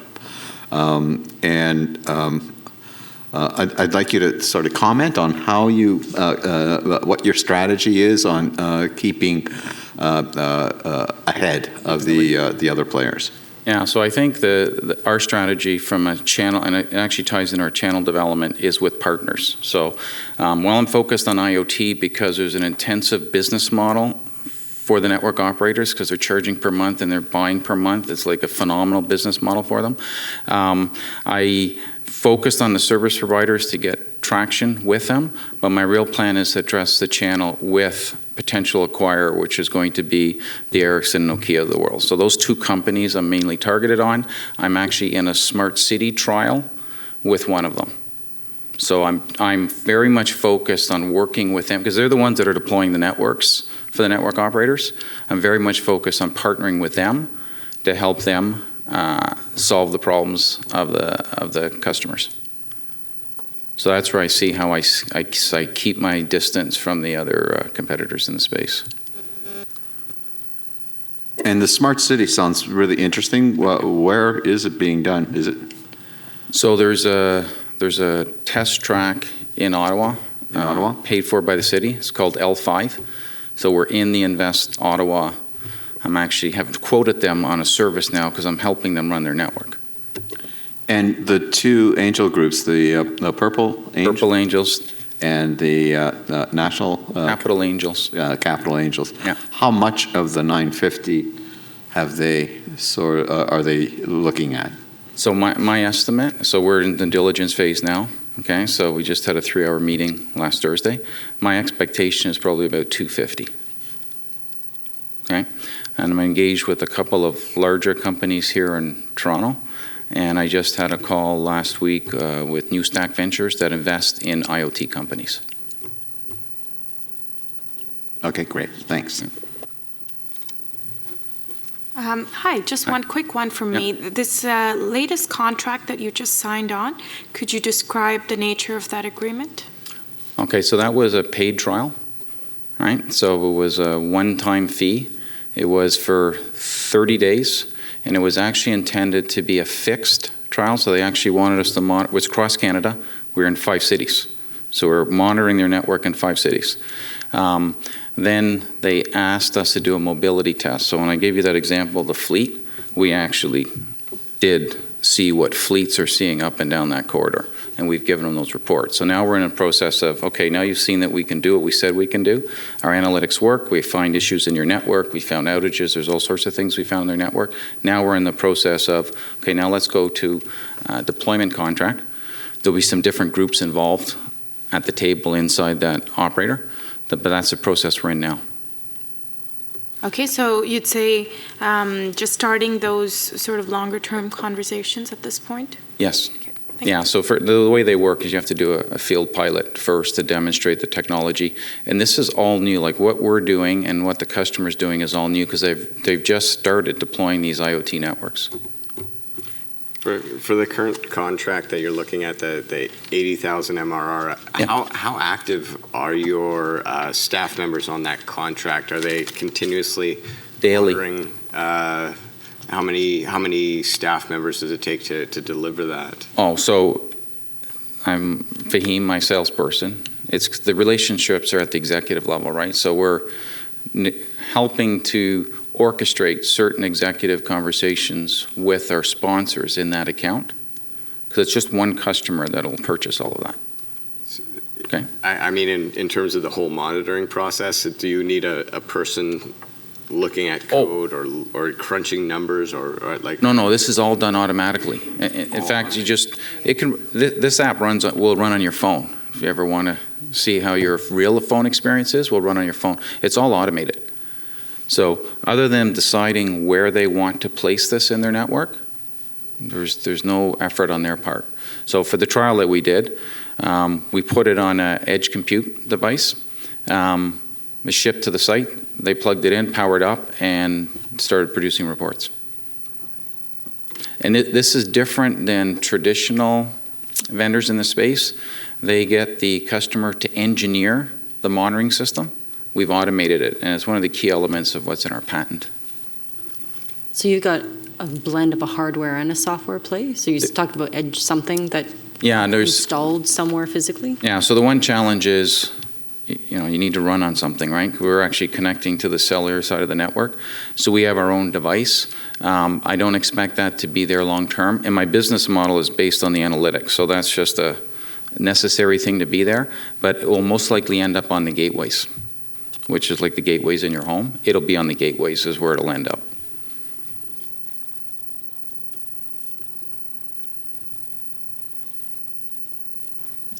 One final question. I have one last question. How do you expand your sales network into, is it larger organizations? Is it government? What becomes your beachhead to allow you to move quicker, to trap more of the industry? Yeah, so in this space right now, there's about 30 operators worldwide. So we know who all the operators are. There was a little bit of a lead here on one of the slides. So if you look at the customers left to right, that's actually the rate we're pursuing them at. We have sales agents in 3 of 5 regions right now. So we actually have salespeople that are starting that engagement with us. And as I said, as we get further in the traction, it's going to be the partners, like the Ericssons, Nokias, Ciscos of the world, that will take care of a fair bit of that for us. Okay, perfect. Thank you very much. Okay, thank you. Thank you.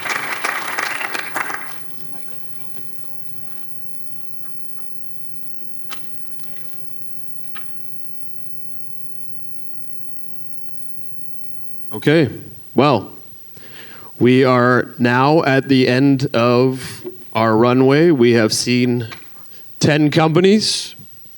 So I give you guys a hand for putting on an awesome presentations. You did a great job, so thank you for that. The advisors, thank you very much for your time and providing the feedback and the screening. And we hope you guys will all make some connections upstairs after. I think that I'd like to just kind of round it out by saying that I think we have a pretty amazing job that we get to spend time working through hundreds of startups a month, to break it down every 2 months to come down with the top 10 best startups in the region. And we're glad that we're able to put this all together and have you guys all connect. And we look forward to seeing you guys, the startups, that is not only in the big market, but in front of these angel groups in the upcoming months.